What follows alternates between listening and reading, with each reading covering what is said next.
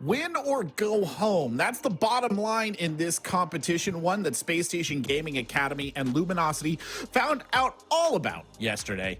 Today, 4 more teams entered the arena and fight to avoid the same fate. What heroes will emerge in this desperate hour? Who will take their destiny into their own hands? Find out here on day 2 of the North American League Last Chance Qualifiers.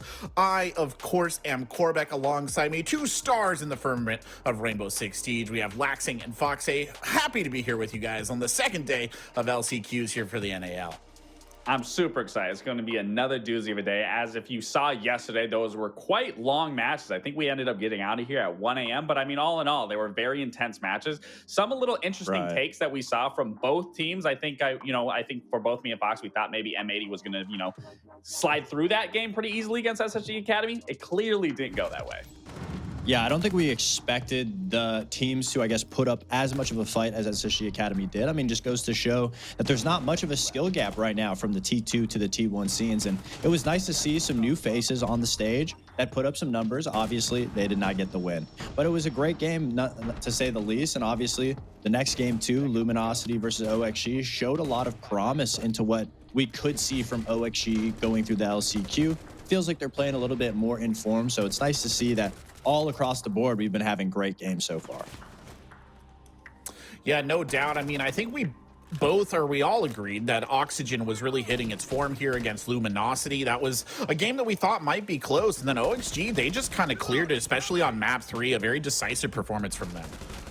Yeah, it was impressive to see them hit the ground running, mainly due to the fact that throughout the stage, they just couldn't get over that hurdle and get a win underneath their belt until that game against Luminosity throughout the stage. And then they found their rivals once again throughout this playout or throughout this LCQ, beating Luminosity once again. But really going into that lair and then immediately pivoting into that cafe, it was a night and day difference from what we've seen Oxygen throughout this entire stage. Right, and some of the players from OXG specifically said that it could have been a mental block. And some teams on the other side of the bracket, I feel like Wildcard has been able to break that mental block as of the end of their stage. C9 Beast Coast is currently in a mental block. I feel like that word is going to come up quite a bit today as we advance into the other side of the bracket. So I'm excited. I'm looking forward to it. Yeah, we have 2, I think, relatively interesting games here today. Obviously, Los versus Wildcard is going to start us off. A match that Wildcard is probably a little bit favored in. And then, of course, we have C9 BC versus the best of T2 NA, which is CL4L. I mean, guys, what match are you looking out for here today? If I'm going to be completely honest, I'm definitely looking forward to the Los and Wildcard just because of how well Wildcard has recently been playing. I really want to see CL4L, just what they can put up, just because they are arguably the best T2 team, right? And coming into the LCQ, so I'm excited to see what they can perform. Now, we'll have to wait just a little bit to see them because, as Laxing just said, our first game here, it'll be Los versus Wildcard. I mean, an interesting matchup. Obviously, these 2 teams, they already met during the stage. Los, they've had a bit of a limping season. Wildcard, though, was looking relatively good coming into the playoffs here and, did a good job to get where they're at, honestly. Yeah, I mean, Wildcard, they started out the stage semi-strong. We were commending them for their attacks. They looked good, but then they immediately started to fall off towards the end, or towards the middle, I should say, where they started to have that resurgence towards the end and still are carrying that, where Los, on the other hand, just have simply fallen flat and haven't really done anything or proved a lot outside of being one of the better attacking teams, but still couldn't find success. Right. I think Wildcard has just proven that they deserve this spot, even though it is in the LCQ. They've really impressed us in their improvement throughout the stage. They're obviously on the right track, so hopefully they can just keep it going. Yeah, they could be one of the favorites here to actually win it all, but of course they are going to have to beat Los. And I mean, as I already alluded to, Los, they've had a lot of struggles, but I mean, there have perhaps been some bright spots. They're not a complete train wreck, at least not in my opinion. I mean, I think they realistically have been playing like a train wreck. We highlighted it throughout the stage that we have put them side by side, stage 1 comparison to stage 2. I've been saying that I really believe in this Los roster from the start. and they had a lot of success early on than stage one. Stage one, they only got their first win in play day 4. In stage 2, they got a play day 2. So we had so much to anticipate from them, but obviously it was against OXG, and that proved to exploit more OXG than it gave us confidence in Los. But one of the main factors of this attacking all-star team of Los is their attacks, and that's realistically all they have. And I mean, you look at it now, and it is decent stats for attack, but the thing is, it does not transfer onto their defense. Their defense is what falls flat, and that is crazy to hear, because attack is so much more difficult. That how do you get good attacks, good rushes, but you can't convert it into defense? And that's because they just don't play off of each other at all in the late round. Yes, they have pre-planned rushes, and when those go great, they find success. But if there's an obstacle in their way, they have a difficult time pivoting around it. And on defense, you can't have pre-planned rushes. You have to adapt to what other teams throw at you. And Los is just really slow to adapt, to the point where they just look dead in the water. They don't play off of each other, and they're constantly struggling on that defense to make anything happen. Yeah, and like you said, it's very mind-numbing to say the least, especially in the meta we're in, where defense is just so strong, pretty much on every single map, having a higher percentage, and they just can't seem to get it done. And they're doing the hard job of doing really well on their attacks, being one of the better teams throughout the NAL, and it just leaves you to question of what is happening on the defense. Is it lack of communication? Is it lack of coordination? Why can't you just muster out some of these rounds when realistically that should be the easier end? And then on top of it, they made 2 significant roster changes, bringing on pro talent, getting rid of some rookies, keeping some rookies, and still performing worse than what they did from their previous stage. There's a lot of unanswered questions that why their result continue to be what it is. And the biggest unanswered question to leave you guys all on what to look forward to Los is, do they deserve to even be in the LCQ? Because they lost to CL4L during the open qualifiers, and they only qualified by beating up on the second best T2 team. So that just gives you the question, like, do they even deserve to be in the spot in the first place? Yeah, I mean, you guys are giving a pretty stark picture. I was trying to put a little bit of lipstick on a pig there to start, but no, I mean, at the end of the day, you can't get past the facts, and you guys presenting that case pretty well, which means that their opponents, Wildcard, who have honestly been living up to their name, right? Kind of a surprise factor in the playoffs, a surprise factor here in the LCQs. They're in a good position to win this match. There's no doubt about that.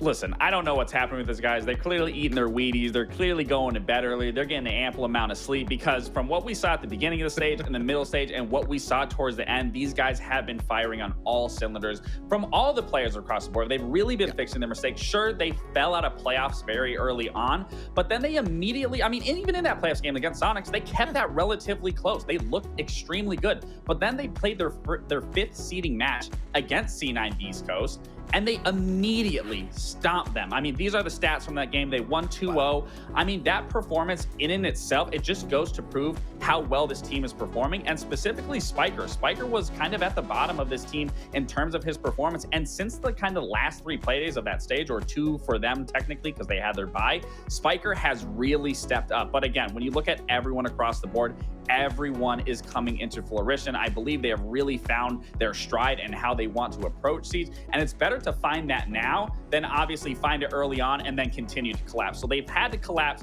to rebuild, and now they find themselves in a very good situation here in an LCQ and going against Los. Yeah, and it's been a long time coming, because at the start of this stage, they made questionable decisions, and obviously everyone was scratching their head as to, do we believe in this roster? But I mean, you can see it right here. The statistics speak for themselves. They've really been finding a good comfort, and that's a statement win, 2-0ing C9 BC, the previous major champs. That lets us feel confident in Wildcard in this LCQ. They are the, I guess, underdog going into it.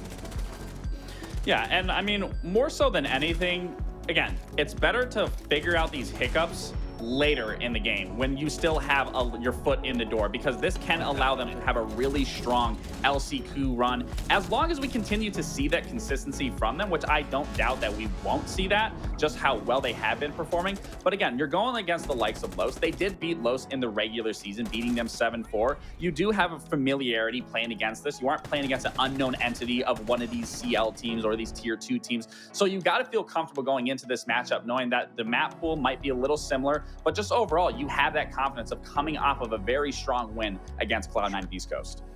And the one thing that's impressed me the most about Wildcard is how they deal with pressure. I mean, to be in a situation where it's not in your hands and to still go into the Super Week, win your last 2 games, and then leave it up to fate. I mean, beautiful that they did not let that shake them. And I can't imagine the LCQ giving them a shakes either. Well, obviously, these two here on the desk have a lot to say, but let's hear from the teams themselves. We've got Bosco and Sexy Kate to talk about their teams and where they're at heading into the LCQ. I'm Bosco. I'm the IGL and support for Wildcard. Hey guys, I'm Sexy Cake. I play for Los Grandes here in the NAL. Of course, the split didn't go the way that we wanted, but like we know what we can do because we're having like good results on our scrims and everything outside the tournament, and we're just figuring out what is happening when we go on the tournament and why that we can't play like we can play in the scrims and everything like that. Honestly, I think that we've gotten into a pretty good groove the past couple weeks. We've kind of started to figure out things a little bit. People are getting more comfortable on the team. I think we came into that playoff game just full of energy, full of confidence, and just wanting to really show what we're capable of. We stunned SQ the first map. We showed up just really ready to play, and I think that kind of energy helped us like get into that mindset and keep taking it to these guys. Don't let them walk all over us. So when we get into the games, the biggest struggle will just be staying mentally focused no matter what happens in the rounds. But I mean, we came back strong for our 5th, 6th place game against Cloud9 Beast Coast and came into it with the same kind of energy, same kind of mindset, and we 2-0'd them. I think we're proving knowing what we like to do in game. As I said, that's the missing thing, the difference between the scrims and the tournament. We just like need to show them. The beginning of the tournament, our defense was like very bad. Last game against the SSG, we defended better than we attacked, so that was an improvement. Our newest player, Bay, stood out a lot. He came into playoffs like with a lot of confidence and just the willingness to like want to make plays and get in people's faces, and I don't think that's an easy thing to do as a rookie. Rookies that I played with, I mean, they all want to prove themselves, but to actually get to that moment and do it is another thing. The first time around when we played Los, we really emphasized that these guys struggle a lot on defense. We got to get the attacks that we're supposed to win. We can take care of the rest on defense because we're a very good defending team. There's a couple of players on that team that I think have potential to always pop off. Legacy is one of them. There was one person on Los that my team would always play against in free-for-all, like late at night when we'd queue. He hit his name, so I don't remember which one it was. He would always just destroy us. If it's Legacy, I'm expecting a good game. I think it's gonna be a great game because they classified like for the playoffs. They showed like they could play better than the last time. We want to classify to major, so it doesn't matter who we're gonna go against. We just want to win. That's a lot of different play styles that we can play against an aggressive team. So we're figuring out. We're gonna show on the match. Things feel a little bit different for us right now, a little bit better.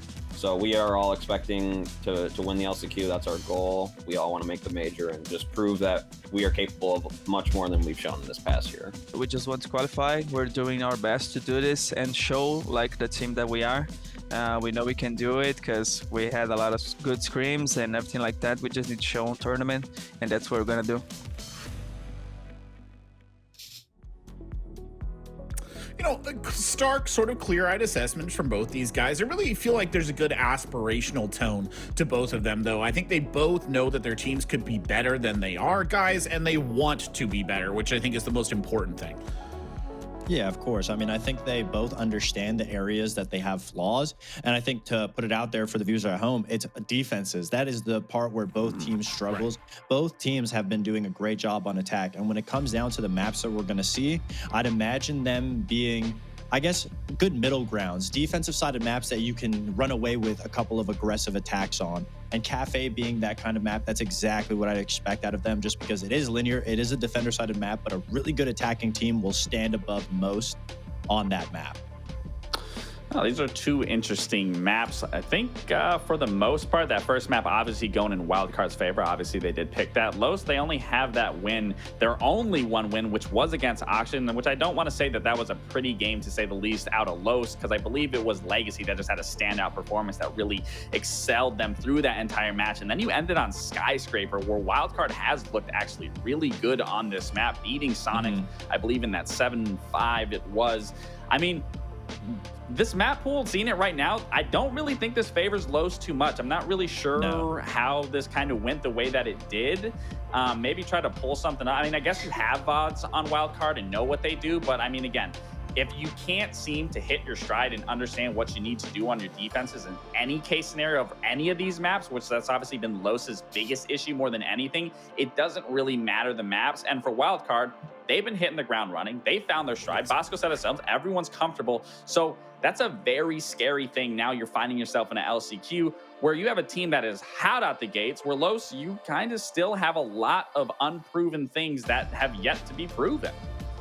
Yeah, and I think our predictions really speak for itself. Obviously, Wildcard, it's their game to lose, and I hear what you're saying, Lax, about the maps and why would they let these go out. And at the end of the day, if you're Los, I hate to break it to everyone, but nothing really was working during the regular stage. So I guess going after Wildcard in their homes, places that they feel comfortable in, with VODs that they can counter strat, that's going to give them the best strategy at pre-planned executes, because that's the one area that Los definitely dominates among most.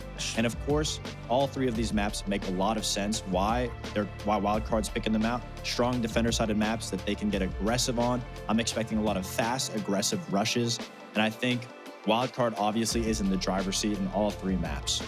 I mean, I'll say this. I can definitely see where you're coming from with that. It does make sense. But the thing that we've also talked and highlighted about Los where they struggle is, sure, you know, obviously, and us being former pros, the prep is great. Knowing what teams do like that is great. But once a team switches up what they do or a team starts denying what you're able to do, that's where Los has always fell short, is being able to adapt and pivot quickly. So when you are taking that gamble of, you know, going through your strats, going through your prep, and it doesn't work out, can Los be able to pivot and actually make something work? Thankfully, this is the best of three. It does allow them to get their head on a swivel a little better, but I just don't really think that map pool really is going to favor them too much. Well, it sounds like both teams are ready to make the trip to Cafe, and I'm so excited to turn it over to the casters here today. A pair of comrades from LATAM. It's Flynn and Jonah. Thank you, Corbeck. I love that we're just from LATAM now, Flynn. Like, that's just who we are, and that's just something we have to deal with. But thankfully, today, we get to work our way into some NAL action, the second day of the Last Chance qualifier. And, well, a big opportunity once again for some teams to prove themselves. Here, we saw that yesterday in our opening round matchup. Can the Cinderella story occur? Couldn't obviously happen in the opening round, but another case here, Flynn, where Los could be looking to maybe surprise Wildcard a little bit. Surely, and I think right now for this Los team, you can even hear it in the pregame package that we had from Sexy Cake. We could hear it in their pregame packages at the beginning of the stage. There were expectations about the changes to this roster, bringing in more experienced players for Los. And you could even hear Fox and Lax talk about it on the desk as well, that there were expectations for this team to improve. And matching the same record from stage 1 to stage 2, nearly down to the exact same round differential, that's tough. That's a very tough result to have when you have higher expectations. You're looking to make changes, and it seems that despite all your best efforts, not a whole lot ended up changing at the end of the day. We do see some operator bans coming in, most notably the Striker. And I was going to say as well that Los, in every game in the group stage for North American League Stage 2, had a shield banned in their game. There was a shield banned against them 7 times, and they opted to ban a shield themselves twice. This is a team that is known for having Arthur, a very capable shield player, who just has not had the opportunity to play many shields so far this stage. Yeah, and you won't get that chance on the Blitz. Could always try to bring out the Monty. You never know what you're going to see, especially on a map like Cafe. That bakery site can be prone to a good old Monty push, but we're going to have to wait to see that on the second half, because Los, they will be the ones starting things off on the defense, and Wildcard will kick things off on the attack. As we said, these two teams did, of course, run into each other during the closed league phase, during those best of ones. Wildcard came out on top there. Of course, not surprising too much, considering that Los only won a single game, a single map over the course of the stage leading up to the open qualifiers. But a 7-4 result, not too shabby on a map like Chalet. Los were able to get a couple of rounds against Wildcard. They just weren't able to close it out. Something they'll be looking to do here, of course, on Wildcard's map pick. That is where things will begin before eventually working our way over to Labs, a map that, well, as far as lows go, they do actually have some fairly good success on. But that's a long way off. Right now, the focus is on Cafe and will remain on Sexy Cake as the Oryx looks to get things started with a little bit of a spawn peek here. Getting aggressive on this Whitehall window up top, but will not find any easy prey just yet. Wildcard, well, Flynn, they're staying on their toes. Well, this is the time now. If you're going to take some big swings for the fences, this is the moment to do it. You don't want to end your season and end your year of 2024, barring a miracle LCQ run to the 6 Invitational, feeling like you left something on the table, feeling like you could have done more. So for Los and for Wildcard, admittedly as well, who have not met the expectations that they have for themselves, being maybe deeper playoff teams or potential major threats, this is now the opportunity where it's all on the line and things need to improve at a rapid pace. And we get to see an example for Los on the defense. Starting out with the opening pick, it's Arthur on to Bay off screen, but he's immediately traded by Kansas. Some dead bodies coalescing outside of the red hallway in the middle of red stairs. So I imagine again, Los pressing their foot upon the gas pedal and trying to get aggressive early in the round. It nets them a twitch at the cost of a Solus. The 1-for-1. Not too bad for either team. Those Twitch drones won't get a chance to impact the round, but the Solus scanner kind of feels like Wildcard came out on top in that one. Always sucks as an attacking team to lose that body either way, no matter who it is. It's going to slow you down, make any progress you try to make into the map maybe a little more difficult to obtain, and that can be ever present on a site like this, one that requires that top floor control. But as Wizard works his way, well, into Skylight, trying to expose himself to that position, I suppose. Maybe get an angle, work with something. Well, Spiff was ready for it. Long bar, the place where Wizard goes down. The advantage secured once again for Wildcard. They turn this into a 4v3, and with just under a minute to go, control over this top floor. That's not a bad spot to be right now, given the time and given the advantage. You can see where Los are positioned down below. Still waiting for something to happen, still waiting for Wildcard to make that transition. But Flynn, you look at the clock, you know that transition is coming very quickly. What's a mining and dining defense coming out in round number 1 for Los? So you can see now everyone for Wildcard, after establishing that top control, going to pivot their way into mining, specifically worried about any anchors holding out inside of pillars with some kill holes along the bottom of the walls to stop the progress for Wildcard making their way in. And Farius will do just that, taking down Spiker. More shots ring out as Legacy gets put on his backside off screen, and Bosco makes his way into mining to try and attempt to plant. It's going down, and Sexy Cake tries to retreat from pillars, but he's cut off by Spiff. The attempted revival from Farius inside of mining, and then he forgoes his fallen comrade, and they all meet their demise. Wildcard, it takes until the bitter end of the clock on the round number 1, but they get their first attacking round on the board. Love that effort from Farius there in the end. Would have been pretty wild to pull off a revive in the middle of the chaos that was just ensuing on the site. Great job there from Wildcard to make that transition, as we talked about. It can get so tough on Cafe, knowing how much map control you need to get that execute done with some time left on the clock. That's why things can get so frantic, but Wildcard doing a nice job there of making sure that that chaos was felt by the defense rather than by the attack. Of course, closed out here in the hall as Farius eventually gave up on the revival, pushed in and just tried to find some kills. But as that diffuser was being planted, as Wildcard had taken control of mining and train, they were good to go.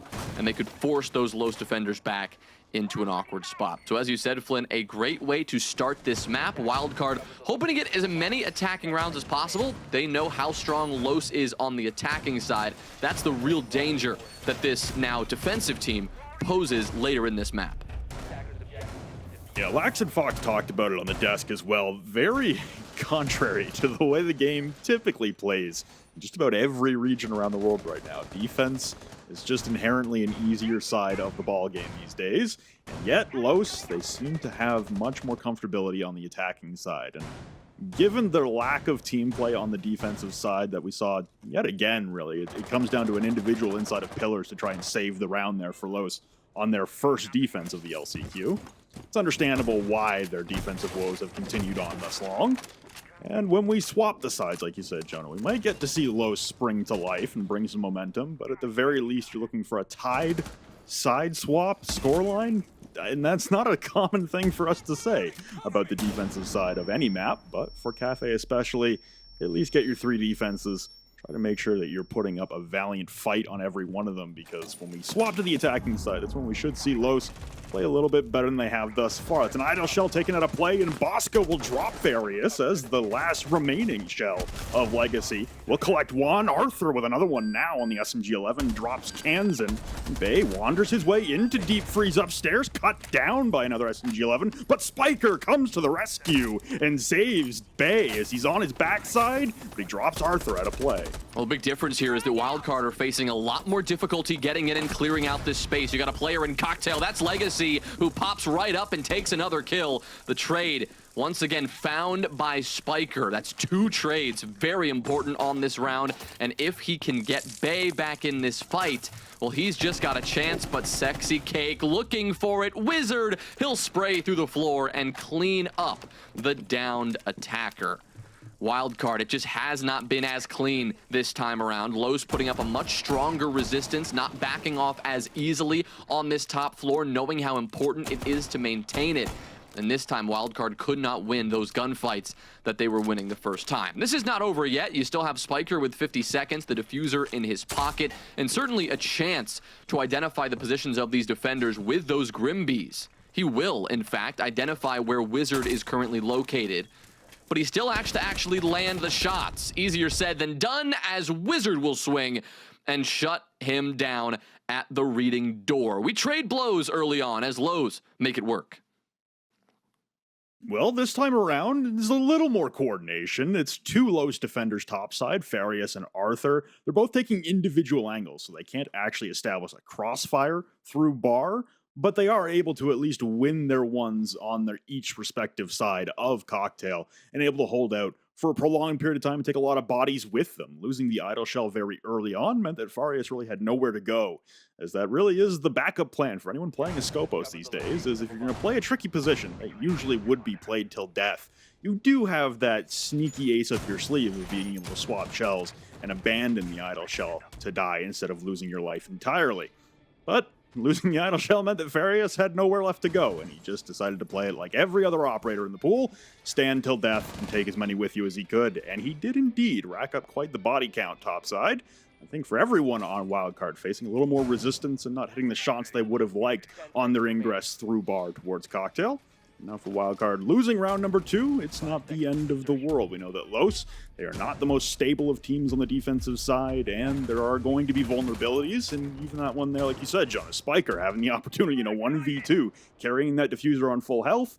There was still every chance that Spiker could have pulled that off, and Spiker has been having quite the magnificent stage so far. It must be said, him and Bay have really been some highlight players thus far for Wildcard, and Wildcard are going to need them to continue that performance on here if they want to advance deeper into the depths of this LCQ and not just have this be their last best of 3 of the year. Yeah, I think technically if we're looking at the stats, Spiker doesn't have any 1vx's attributed to his name, at least in the data I'm looking at. But Bay, you mentioned him, Flynn. He's got 2. So you are seeing these players step up in those clutch moments. You see someone like Kansan who's even been able to do that. So at the end of the day, Wildcard have that clutch potential. We know it's there. I think we've all seen it before. But that situation, Spiker could not pull off. Just 2 rounds in, though, and still a lot of attack to go for Wildcard on this map. We saw for the first time they faced a little difficulty there getting into the top floor that time around. A smart adjustment from Los, and Wildcard just couldn't quite overcome it. And that's why you're going to see Spiff really focus on the Jackal right now and focus on just doing his job, using that Inox scanner, identifying those footsteps to see if there still is a Los threat up above. Naturally, since that gave Wildcard trouble last time, they're going to want to deal with that as quickly as they can this time. And luckily, while there may be some extended players not on the site itself, they still remain all on this first floor of the bomb site, rather of the map. It's a very early horizontal spread here from Los, but I imagine once the Jackal pings came out, there were a couple defenders with footsteps that were either top floor or mid floor. Once those Jackal pings come out, you realize that holding on the middle floor to try and prolong some of the time there, just not going to be as viable. So much soft destruction available above your head, so they immediately peel down to the basement and horizontally spread out around the kitchen, which does surrender a lot of time on the clock and top control for Wildcard to use this depth of soft breach that they have. You got the Flores, Jackal, Buck, and Ram all to rip through floorboards and make life as uncomfortable as possible on the bomb site, but Wizard will get the first as he finds Bosco trying to push his way towards the bomb site. Bay and Spiff, though, 2 headshots and consecutively. Spiff with another one as he tries to emerge from coat check. Farias will be felled, but Sexy Cake continues to persevere behind Whiskey. It's just him and Legacy left standing from outside of the bomb site trying to survive. Bay another casualty, but Kansan now pushing his way at the base of the white stairs, taking damage from Legacy. But the SMG-11 is going to have to win it out in the 1v2. A nice snap headshot from Legacy. The plant going down from Spiker now, and the re-emergence into the bomb site from Legacy as he tries to retake through Freezer. The plant is completed by Spiker, and he continues to back off slowly. Health advantage, just by the nature of the armor level of the defender, will be Legacy's, but just by a hair. The weaponry, certainly in the favor of Spiker. Long-range scope, long-range assault rifle, and purview over the diffuser. As the Tyra continues to tick down, shots will ring out, but they are suppressed, so there won't be any indicators of where those are coming from. Now Legacy dips around the kitchen bar and is able to continue to draw shots away from Spiker, but the clock, it will continue to run, and Legacy has nowhere to go but return to the scene of the diffuser plant. Spiker makes his emergence known from Small Bakery, doing some damage, but there are no seconds left for Legacy to work with. The timer, it will come to a conclusion, and Wildcard, Spiker, able to win the 1v1 and win the round for his team. You see that little adjustment there, that little move that Spiker made at the very end, knowing that there would probably be a prep rotation coming in from that final defender. So he says, all right, let me just play this as safe as possible. Heard the footsteps, backed around that small bake wall and tucked himself in there safely. Always in a position where he could step up and swing the diffuser if they were trying to maybe long arm that diffuser, get some kind of counter diffuse. But at the end of the day, Legacy did try to find Spiker, did try to do what he could, but it just was not possible. Now, the reason that got set up in the first place, and you just saw it there, was just the chaos that ensued between VIP, Whiskey Bar, the bottom of those brown stairs, and just that restaurant area as a whole. That's pretty much where the entire round unfolded. That's where Wildcard began to pop off and get those kills. It's also where Los were able to fight back and get things back to even. That's when Legacy brought it to a 1v1, and when we had to see the clutch there from Spiker in the end. So great effort all around from both teams. It was so back and forth the whole time, but some good awareness in that 1v1 and some good repositioning gives Wildcard the win. I think from Los, this is kind of what we wanted to see on the defensive side. At the very least, being able to stand their ground and hold the positions and play the strategy as intended. And you can see they had to make that mid-round adjustment, responding to the Jackal and having to go for a horizontal stretch earlier, just giving Wildcard so much time to prepare the execute. But still, really nice response from in behind the Whiskey Bar, from Sexy Cake, and from Legacy from inside of VIP. Unfortunately, the coat check side of things fell down a little bit earlier than Los would have wanted. But like you said, good response there from Los on the round and being able to put up a good fight. But Wildcard, they claim the round on the back of Spiker in the 1v1. Spiff as well. 3 rounds deep. He's 5-2. There have been many comments about Spiff and his consistency over the stage. Sometimes having miraculous performances and sometimes being a little quieter than the team would hope. Early days, but it does seem like Spiff is not whiffing at the moment. Castle Barricade gets ripped open inside of Cigar, and Farias playing the position inside of Pixel. We'll have purview over the piano time being, but Wildcard making their advance and their intentions quite known. This is an opportunity for someone to come and help out with the Womai of Farias playing inside of Pixel. Try to operate with some teamwork here for Los on the defensive side. Play the trays that the desk was talking about, and not leave Farias on an island. But for the time, Wildcard letting time tick away against the midway point of the round, and not a lot of progress being made toward Bar or Piano itself. You mentioned Spiff, of course, having that up and down stage, as you mentioned, ends up as the 4th rated player EPS-wise on this roster, but it feels like, at least right now, those contributions certainly do feel a little more substantial than that. He's someone who doesn't typically excel on the entry. He's got the worst entry stat on the team, but he does play a critical second support role, that critical flex. He plays the Nomad, he's playing the Gridlock, he's playing the IQ, and well, right now, we are seeing the chaos take place on this top floor as Arthur just sends it out the cocktail window and loses his life. Farius, he goes down quickly after as well. The #1 rated player on this wildcard team throughout the course of the stage will pick up the next one. Bay just adds on. Gunfight after gunfight. There's Spiff. It just keeps going Wildcard's way. Sexy Cake in the track stingers. I mean, where is he gonna go here? It's a 1v5. Wildcard looking to close out a flawless round as Bosco gets this diffuser on the floor. And unless Sexy Cake can, well, pull off a miracle here, it looks like a flawless round is certainly in the cards. He's gonna try to swing this small breach on that ticket wall. There's no way that's gonna happen. And in fact, he can barely cross this position because Spiff is holding that angle. 2 more kills from Spiff. Great work from the entire team as they collapse on that top floor, and Wildcard take yet another attacking win. Well, that's one of those patented everybody swing for your 1v1 rounds for Los. I don't think there was a single cross or a single trade even attempted in that round from Los. And it's going to prompt the tactical timeout. We saw Arthur go flying out of the cocktail window and get rejected immediately by the knife. But from there, you just saw individuals taking a gunfight and losing one after another. There wasn't any attempt at the team play. In stark contrast to what we saw coming out from Wildcard, the tandem connection between the Flores Rotero drones and the Grimbees and grenades coming into Cocktail, forcing anchors to move, making them uncomfortable, revealing their position, and exposing them to vulnerable areas of the map that Wildcard had taken.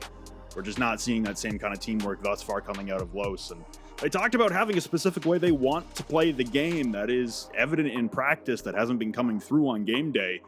We are running out of game days for Los to be able to turn it on and play like they do allegedly in practice. Having not seen any of those practice reps, we got to take them on their word for it. And I think right now for Los, the opportunity to at least survive this first half, like I talked about, and get onto the attack where they certainly feel a little more comfortable these days, is the objective now. This defensive half, you've lost the ability to be leading at the side swap. At the very least, you can draw it, though, at a 3-3. It's funny, though, right? Going on to the attacking half where you feel more comfortable. We almost never say that in Siege. On most maps, with most players, in most regions, it's just an unusual stat line. Los, they are in good company on the attacking side. They are the 3rd best attacking team in NA. Up there with the 3 teams that have already qualified for the Montreal Major. It's DZ, it's SSG, it's the Sonics. These teams that have been at the top of this region still somehow have very similar attacking win rates to Los. It's an unusual stat, but one that Los will probably need to rely on at this point, considering, well, how this defensive half has not been going swimmingly so far. Still 2 rounds here, so they can absolutely work their way out of this one. But we saw that discomfort, right? On the defensive side, we mentioned maybe a little less comfortable. That last round was a great example. Arthur going out the window, right? Wizard, Farius taking a couple of gunfights that maybe they didn't necessarily have to. They could have backed off and tried to play a little more with the team, letting Wildcard take a little more space than maybe they should be allowed to. It's those little things, right? Those instants where you say, maybe they could have made a different decision there. Maybe they shouldn't have taken that gunfight. They add up over the course of a map. They already have, and that's why Wildcard hold a 3-round lead right now, or a 3-1 lead right now, I should say. And, well, the cushion maybe just 2 rounds, but they are looking like a better team at the moment. You see the attack timeout has certainly changed a few things for Los. Number 1 is we've softened up on some early round aggression that Wildcard were reading like the back of their hand. You got to give Wildcard the props for being ready and waiting for early round peaks and aggressive play to try and jumpstart the round on defense from Los. At every turn, those have at least been traded, if not completely shut down. Now we have a clean opening kill from Los. Farius able to drop Kansan and Spiff with the Gara hook, not sheltered with audio. So that'll be another one that falls to the hands of Legacy and his Vector. Bay now wandering to the top of the white stairs, being choked out by the gas and has to descend away to safety, away to some fresh air. The Grimbees inside of the freezer will establish that Spiker is clear to enter, but Legacy has not vacated the position inside of C1 for the time.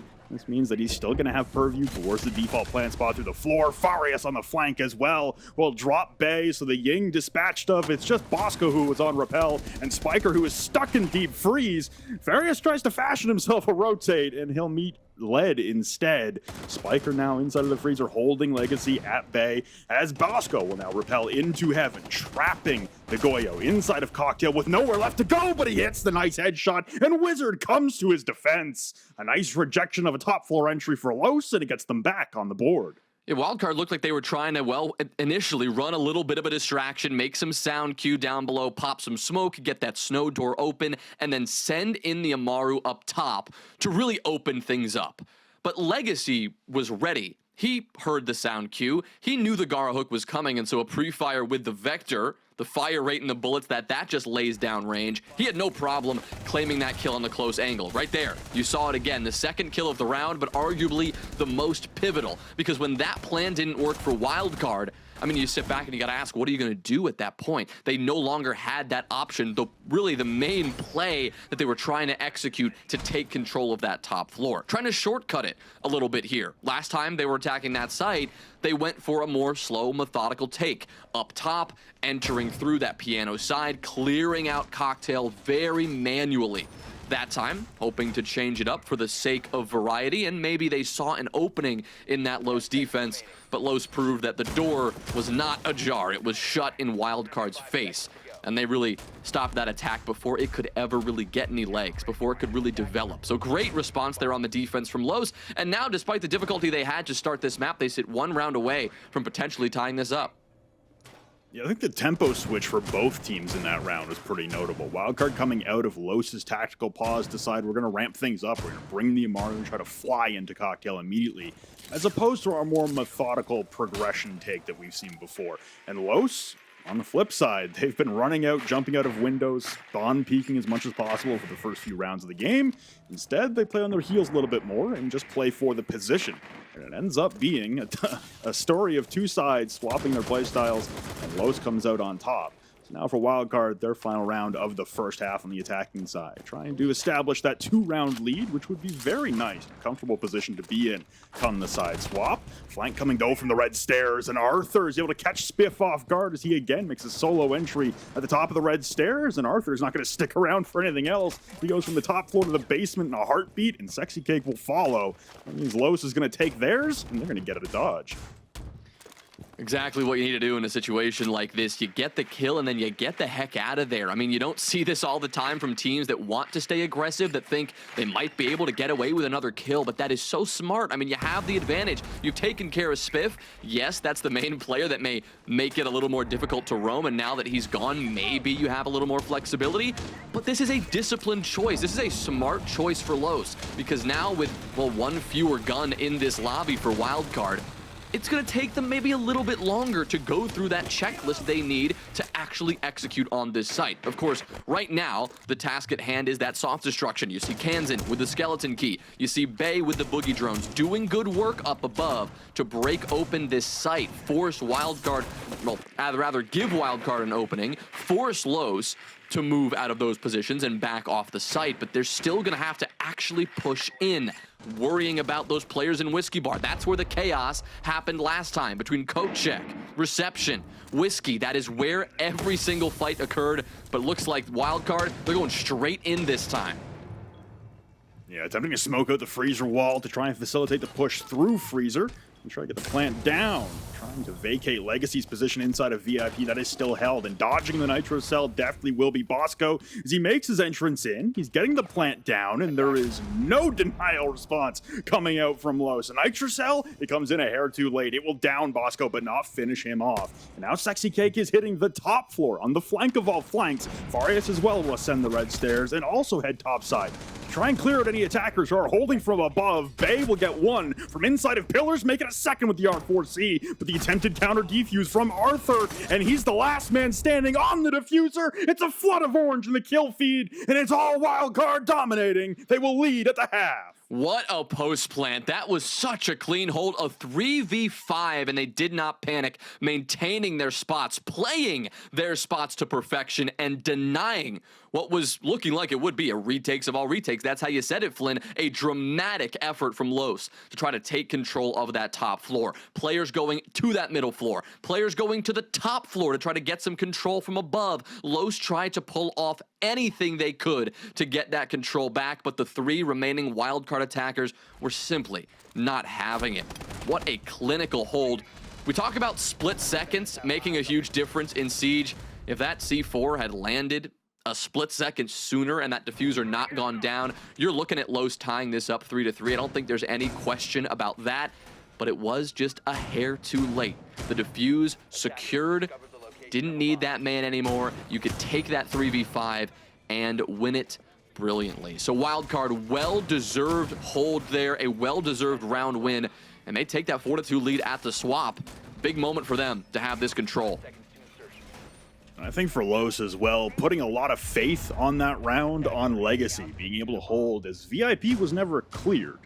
Legacy was still in there, but it was him, a Nitro Cell, and SMG-11 against the world, and all it took was one smoke grenade from Bosco to be able to disrupt his vision and sneak right on past. And there wasn't really anyone else in position for Los or any utility disposable to the defensive side to respond to Bosco's plant attempt. Once that Nitro missed, it was all panic and all reactions from everyone on Los to try and head topside as fast as possible.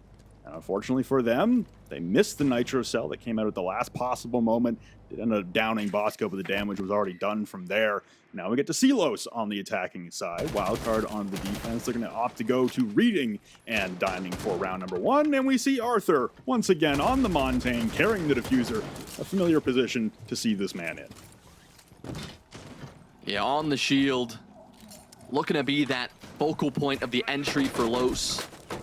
Already going to take a bit of heat here. Good bit of damage already, and now he walks into a nasty crossfire. Bay is able to take care of Farius, who is right behind him. Oh, and they're just going to collapse. Look at Spiker. He gets 2. That is ruthless. He takes care of the Monty. He finishes off Sexy Cake just for good measure, and they put themselves in a 5v2 in the first minute and 20 seconds. What a way to start this defense for Wildcard and Los. Well, despite the success we know they've had in the past on the attack, Flynn, this is not one of those rounds. Listen, we've been around for a while. I've been around since prehistoric times. I'm not sure how many ITA short double kills I've ever seen on opponents who weren't down in professional play. Definitely can't count it on more than one hand the number of times I've seen that. And I think for Los, again, skipping the steps and trying to go for an immediate rush and being able to see through the Candelas will be Bay, do some damage to Legacy down to 5 HP. As Wizards continuing to take tick damage from the goo mine, they do get their entry upstairs, but they've foregone the shield of Arthur, and they've foregone the diffuser in the bomb site as well. Still a lot of utility to try and rip through, and for Los, one of those pre-coordinated rushes that the desk talked about, running into a brick wall face first. The drop down white stairs. It'll be red once again. Cans will collect one, and inside laundry. Spiker, why not hit the hip fire just to add insult to injury? And Wildcard, they win their first defense, rejecting the rush from Los. That's exactly what they needed to do. I mean, we said that this would be a tough attack to dissuade, a tough attack to stop from executing strategies just like that. I mean, we talked about this on the desk. We talked about this at the onset of this map. Los, they're a team that brings in a lot of, well, preconceived rushes, very explosive executes. Sometimes it can go like that, and it can really fall on its face before you can even see that develop.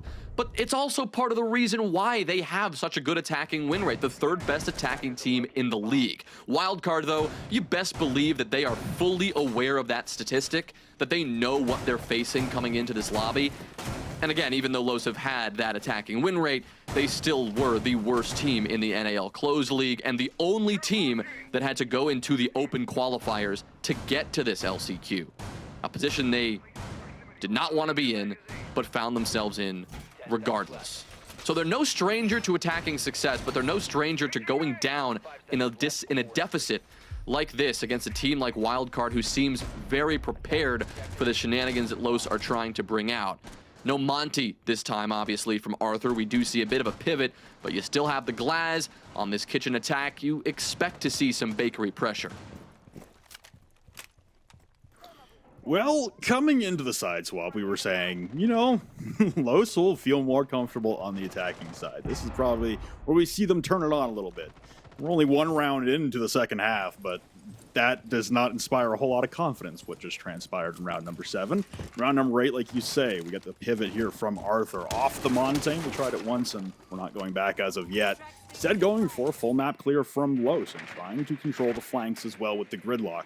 I think for Los here, this is an opportunity to, again, get back into the game, but generate some momentum and try to at least get on the board here. That was a very deflating rush attempt and a very deflating round overall for morale.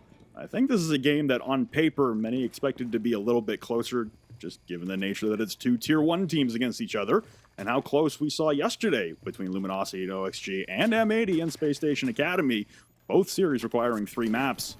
The way that Los is playing so far on both attack and defense does not inspire the most confidence that we'll be needing 3 as Wildcard looking to control the game.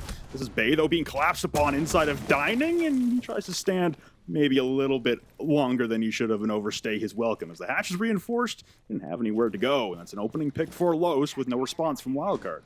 Yeah, one of those moments where you're left going, what exactly was Bay trying to do there? Of course he gets that kill, we're saying a very different thing, but there's no question that he was taking a pretty significant risk, putting his life on the line in that spot. As you mentioned, Flynn, the hatch reinforced right there in Dining, Fireplace Hall. There's no way to just drop down, get out of there to safety. Your options are a doorway being watched or a crouch hole into train, both places where you gotta think Bay knows he's gonna die. So playing his life, playing to delay some time, maybe find a kill, that obviously didn't work for him. Spiker's taking a little bit of damage as well, already down to 32 HP.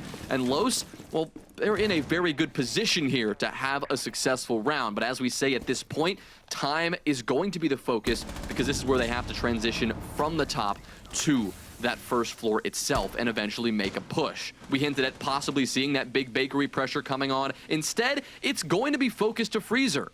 Seems that Wildcard have recognized that. You're seeing the smokes from Spiker come out, but this is the focus for Los. It's where Wizard is trying to make an entry. Pushing through the bottom of the white stairs on the vision of the default camera, but he still wins the heads-up engagement against Spiker, removing the smoke from VIP as Arthur is getting the plant down, and it looks like he'll be successful. A 3v5 post-plant, making a 2v5 as Farius is able to catch Spiff.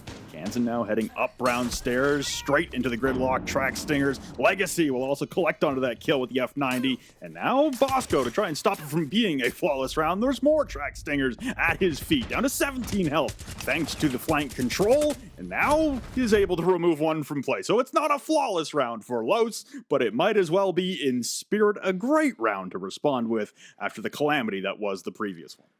Coming into this game, Legacy is the top-rated player EPS-wise for this Los team, and while he is incredibly flexible and you see him on so many different operators, it's always good to see someone playing such a versatile role thrive like he has this stage. Of course, it's all relative here. Los have still had some spotty results, but in that round especially, doing really clean work on the gridlock. I mean, that right there was just neat and tidy. You didn't need to do anything crazy, flashy, or get a clutch. Those gridlock track stingers, putting them exactly where they needed to be to deny not just 1, but 2 attempts from Wildcard to try to come upstairs and retake that. He was watching the brown stairs that go down into Restaurant. He got that kill there.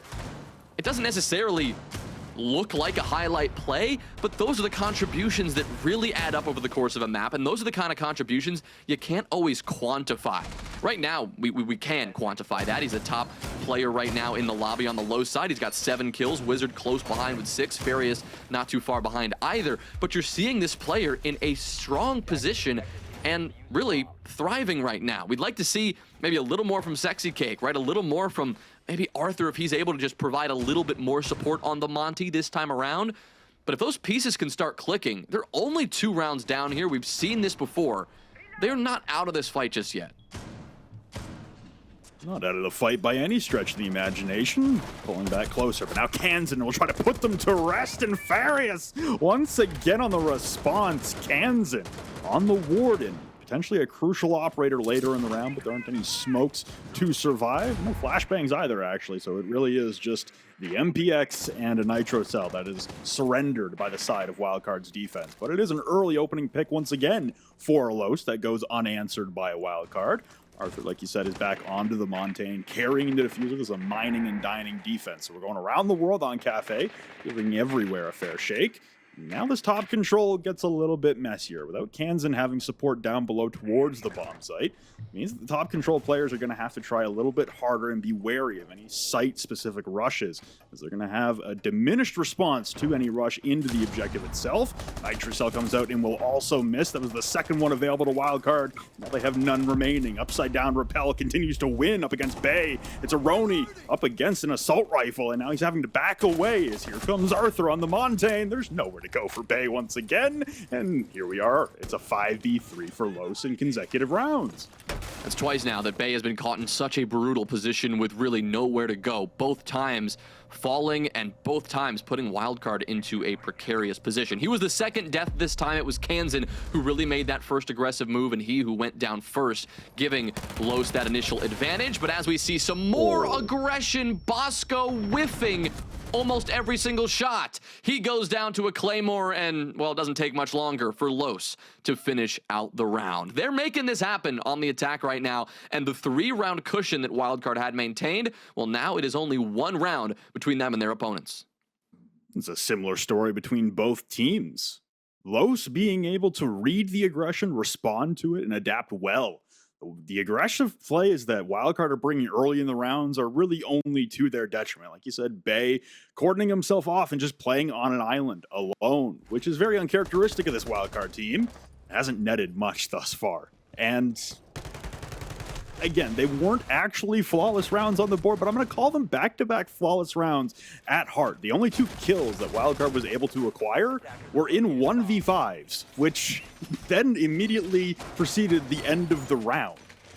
So yeah, I'm going to call them flawless at heart, and I think for Los now, it's quite the statement to be able to get back into the game, and for Wildcard, bit of a departure from what we saw from them on the attacking side. A very coordinated and very methodical team playing as a unit now seems to be drifting apart and playing as separated islands. And I think right now for Wildcard, they must get back on track and get back to the game plan that netted them so much success early in this map. Lest Los start to overpower them on the attacking side, as has been their nature so far through the stage, and claim map number 1. This is Wildcard's map pick, it should be said. They had that comfortable lead, as you said as well, Jonah, 5-2. It's suddenly evaporating. And now this one is quite the close contest. We know one major thing that will help Wildcard get back into fighting position, and that's simply winning these entry fights. Los coming into this game with the worst entry team in the NA League. That has not been a surprise given their record, but it's also part of the reason they've struggled across the board. Wildcard, not that much better, but certainly a significant statistical difference. But right now, Los are winning the entry engagements, 6-3 right now, overall as a team. Now, while that may only be a 3-round cushion, that adds up. And Wildcard, they've been able to overcome those entries from time to time, but it's just not going to be able to happen all that often. We know how important that entry can be in Siege. Doesn't always get converted, but you are certainly going to be in a much better position if you can find that opening kill. Last time it was Kansan and Bay who went down first. The round before that, it was Bay who got stuck in dining, really with nowhere to go. Need to see Wildcard maybe take a half a step back, play a little bit closer to each other, not leaving themselves on an island. That could be one adjustment that would help them in this round and potentially get themselves to match point. Well, an attempted pinch here topside between Pixel and Cocktail towards Cigar. Explosives go out. That's one Nitro Cell utilized by the defense. The second one will go skyward, and Farius will chew right through it. But Bosco through the floor where a Nitro Cell just emerged from. Still hits a TCSG headshot onto Arthur. So there goes your Montaigne. The opening pick reacquired now by the side of Wildcard on the defense to try and put themselves on a map point. It's Bay who goes for the jump.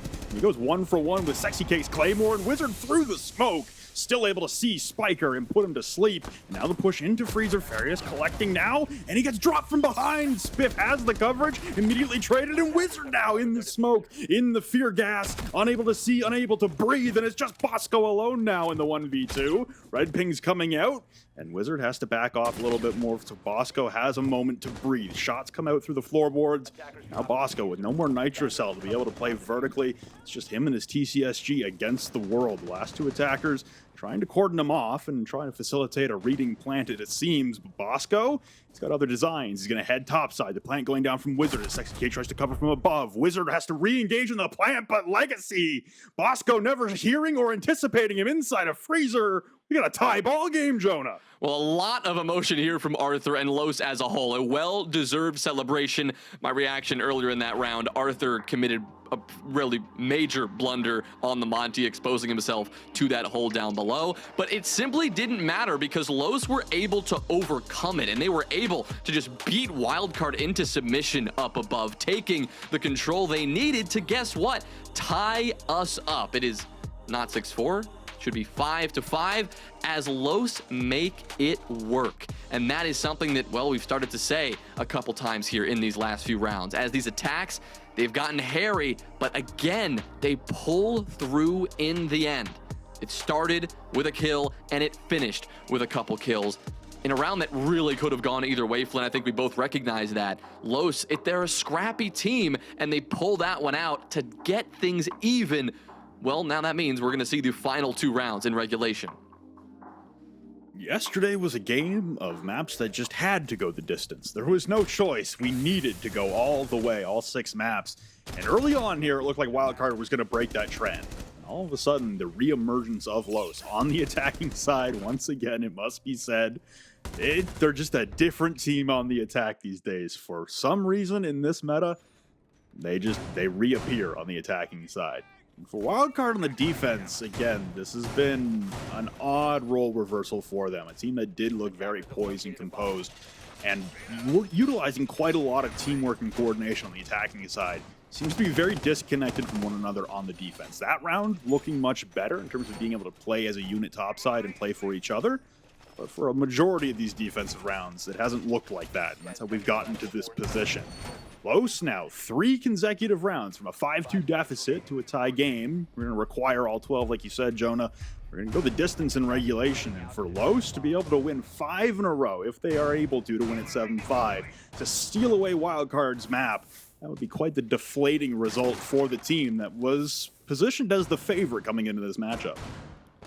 Well, as we head back down to Kitchen here, Flynn, take a look at the difference in the attacking lineup for Los. This is almost entirely different. In fact, well, it is. Last time, they went for the freezer take. They didn't have a Monty. Instead, it was Glaz, Hibana, Gridlock, Buck, IQ. Now, they're bringing the Monty. They're bringing those smokes. They're bringing the Capitao in play, the Nomad. You've got the Brava. A very different approach, and that is why they're approaching quickly from the opposite side of the site. Now, this bomb site here can be approached from either side. You want to approach from Freezer, you want to approach from Big Bakery, both are viable. Both sites depend on your ability to have some control over the top floor, but down in Bakery, this is the approach where top floor control is a little more optional. If you do get aggressive, if you do push in early, you could forego taking the time to clear up above. And it looks like that is exactly what Los want to do. Already at the edge of the site, the wall open, Arthur in position. At any time here, they could go to a plant, and they only have to watch out for 1 C4 and the smokes from Spiker. These clutch drones, they're getting massive utility now, hacking away the evil eyes and being able to stay protected on the opposite side of the soft wall. That's 2 out of 3 evil eyes hacked. Might have even gotten the 3rd one with the first clutch drone before it was destroyed. More mute jammers being taken over as well, so much utility gathered by Los as they try to go site direct, as opposed to opting for the full clear. And now every defender returning to the bomb site is running into the same uh-oh moment, which is they have all of our cameras. We can't utilize them, and we can't destroy them. No impacts, just 1 nitro cell on the side of Wildcard to be able to respond to the hacked evil eyes inside their own bomb site. But 60 seconds tick away, and there is still top control being held by Wildcard defenders. That is holding Arthur at bay for the time being, but here come the vertical smokes, and here comes the execute. Los haven't moved for 1.5 minutes. For 2 minutes, and it's getting them into serious trouble. Legacy is able to get the kill onto Spiff after he jumped out a window, but what else can we see from this attack? We're gonna have to see a little bit more because a 3v4 reacquiring the diffuser and going for the plant, but the pressure that Wildcard maintain, well, it should be good enough. C4 misses by just a hair, and Sexy Cake can stick this plant. A good kill from Legacy on the coverage as well, and Los may have just brought this one back. A good shot from Kansan. as he removes Sexy Cake and the Capitao, who just got the diffuser down. But once again, the diffuser is on the floor. Legacy and Wizard can sit back and play patient. 3 defenders now turned into needing to retake this site.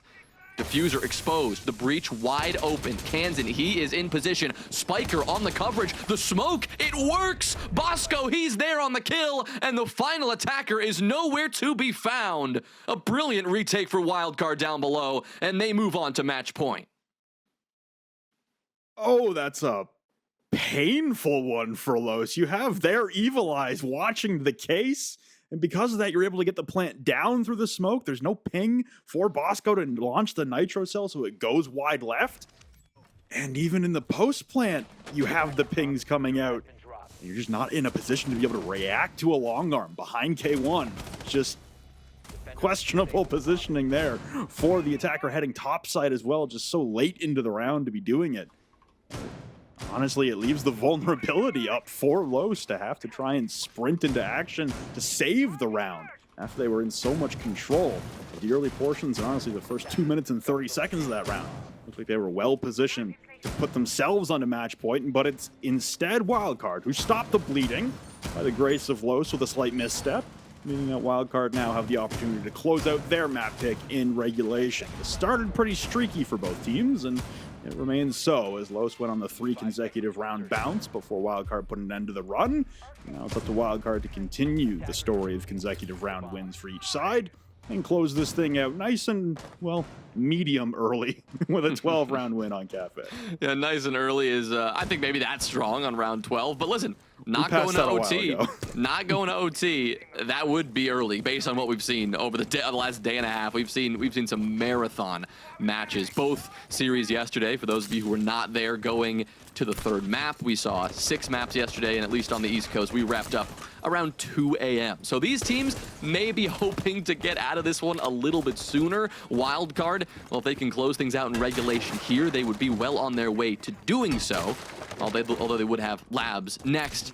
That, of course, being Los and their map pick. So we'll see what comes up on map 2. For now, the responsibility for Los, what they are most concerned about is Cafe and this final round in regulation to see if they can push things over the line and potentially get it to OT. To do so, well, it looks like they are going to take a bit more of a disciplined, I would say, methodical approach.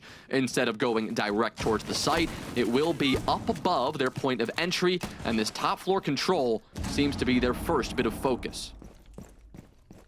Well, Bosco was having quite the time underneath Skylight, being able to evade Legacy's view and any air jabs that he's used. He has utilized all 3 air jabs, actually, as I clocked that for a second. So flanks being held, but not being able to quell Bosco's rotation topside, just having his merry way upstairs. And now there's still a defender inside of Cocktail behind the reinforcement that Los will have to contend with next. Drones coming out to assess the position, although it looks like everything is clear. There are 2 defenders lying in wait on the top floor from Wildcard, waiting to take aim against Los. He seemed to be unaware of the positioning of at least one. That's Spiff over by the Deep Freezer. And you can see all these shots coming out from Bay inside a Cocktail. That will reveal his position. Everyone on Los should be well aware now. But only 60 seconds left at the disposal for Los to keep their hopes alive on Cafe. Oh, Bay, what a shot onto Wizard. That is a brutal blow for Los, and he's still here. Arthur remains confused about where these defenders are positioned, but he knew he had to take the fight with Spiff. At least he wins that one. Farius, he'll join, taking care of that remaining top floor presence. So Bay has been dealt with, but of course, they've lost both Wizard and Sexy Cake in the process. Arthur, lucky to be alive after running in front of Bay's crosshair, but with 30 HP and his shield in front of his face, I mean, he is still a very powerful threat for this Los attack. The one problem, though, is the time. There's 15 seconds left for this attack to get going, and they still have to actually get onto the floor of the actual objective. They're gonna drop down and try to make the move. Farius, he's got the diffuser in pocket, so with 5 seconds left here, he's gonna put that on the ground.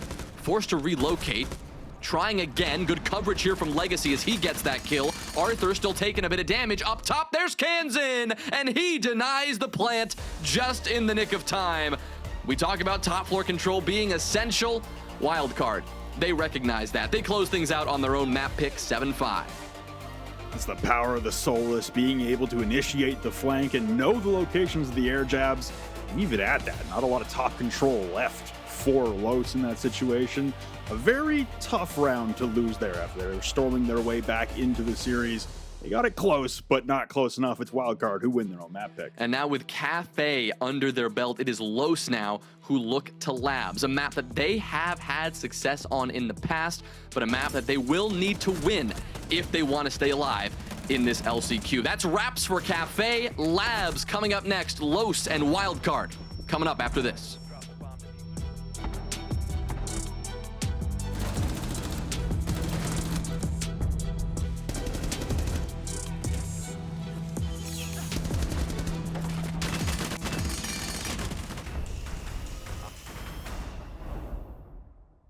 It's gonna be Case. Case is gonna be laundry. Yo, gonna plant LG, I think. Yes, they're both all downstairs. Gonna plant LG. Can you stop, Evan? Yeah, I can stop. White, walking down white. No. Nice! Let's go, Evan. Let's go. Oh my god, Evan, that scared the fuck shit, out of me, Evan. bro. Dude, It started barricading the double door. No, you were hitting the fucking bar, bro. Dude, Well, to call it a chess match would probably be a bit of an exaggeration. More like checkers, and they're both getting drunk and fighting every couple of minutes. I don't really know. It was not the best showing from either team, but Wildcard, they did really well in that last round. Love the read by Kansan to win that out, and a map that they genuinely deserve to win. Yeah, definitely a great heads-up play there from Kansas to be able to rotate up top, use that Solus to his ability to win that round for them. But overall, I mean, yeah, I think you said it best. Both teams, I can't say, were looking better than the other, with Wildcard obviously winning this game. I mean, this was a huge play from Spiker. I like that one. But, I mean, both teams, again, they definitely aren't performing where I think we want either of them to be performed. They're both still having hiccups in their respective spots where they are struggling the most in. But I will say, I still am impressed with how Wildcard has been playing, specifically Spiker in this game. I mean, he is just constantly performing. Even Spiff, for example, are doing extremely well across the board. So I do really like to see the improvement from both these players, more so I'd say from Spiff. But overall, I mean, this is a good way to start it out. You are alleviating the pressure from yourself. Fox talked about the pressure from Wildcard. Now you go up 1-0 in the series. So the pressure definitely isn't on their shoulders, where it definitely is 100% on Los's. Yeah, I mean, both teams in the areas that they were similar was the weak defenses. I mean, the defenses were all over the place. There was some questionable setups. Both players, for all the players on both teams, struggled on defense. But the one thing that was set aside was the coordinated attacks from Wildcard. I mean, we saw Los try to get into it, but Wildcard just did it so much better, and they were able to get that nice little cushion of the 4-2. And obviously, it could have easily went to overtime if it wasn't for a great heads-up play for Kansan to retake up top. So it was a nice play from them, but just to be simple, I mean, Wildcard barely won because their attacks were really coordinated, but it was still the same issues. Now, when we get to Los's attacks, I mean, they just look like fish dead in the water. They would go for pre-planned executes, trying to hit the site, trying to go with their signature pre-planned strat, and then once it wouldn't work, they would just stand there and they just would fizzle out. They would just completely die. And this is a round I want to show you guys. They go for this aggressive rush. Their player behind the Monty dies, and then what do? I don't know. Somebody do something, I guess. Like, what's the Monty just sitting there? Everyone's just sitting there like, well, I guess we can't go in this way, you know? And that's just every single round. That was what Los on attack looked like. I mean, it's a similar situation here. They don't have top control. It's kind of the same thing with the Monty. Like, what are we gonna do? I don't know. Let's lose the Monty again and make this even harder on ourselves. And they have all the map control. Well, they also have all the intel control. They hacked every single evil eye in there to know what Wildcard was going to do, where they could pivot, where they could move around the map. And it was just a question of like, well, all right, well, we lost our Monty. Let's just get to the next round at this point. I mean, huge fumbles from Los where they were in the winning position, especially in that last round that we just saw from there, that round 11. And again, these are the small mistakes that we've just been seeing from Los. So sure, you can wipe the first map out of the way. Thankfully, you can go to the map that you feel more comfortable on. This was your one win that you got in the regular season against Oxygen. But even then, when you compare it against Wildcard lost to Sonics, keeping it close in a 7-5. So I'm still not entirely confident with Los with these little mistakes that we are seeing. But again, this is a nice situation for Los because they have yet to play in a best of 3, so we can really see if they are taking from these losses and now actually being able to apply it going into the next match. You know, I want to make sure that Wildcard gets a little bit of a lashing from you two as well, because let's be honest, there were definitely some rounds there where we saw Los sort of stumbling into attacks. There was, you know, a shot through a floor hole. We were just kind of all fumbling exactly what was happening.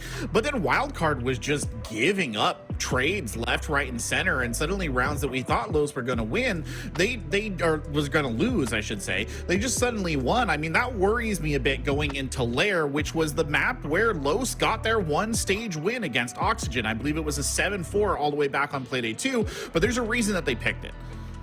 Yeah, I mean, I think we were all very confident in Wildcard and impressed by their aggressive attacks and how well they were, especially on Cafe. And then you're right, sloppy mistakes, sloppy defenses. The strats were just questionable from the start, but the one thing that was able to carry them through was their retake ability. So at least the fundamentals of teamwork is working. Now, when it comes to Labs, yes, Los has beat OXG on it. That was earlier in the stage. That was a weak-looking OXG. It's not a true test to how Los could play on it, but Labs, Wildcard, their attacks are significantly better, right? And the defenses is what they just need to make better. Same thing with Los, but if Wildcard can just focus on not losing the strats, just have a little bit more of a fundamental map, they should be able to come away with the win cleaner if they can maintain those same level of intense, aggressive attacks that was able to get that early lead on Cafe.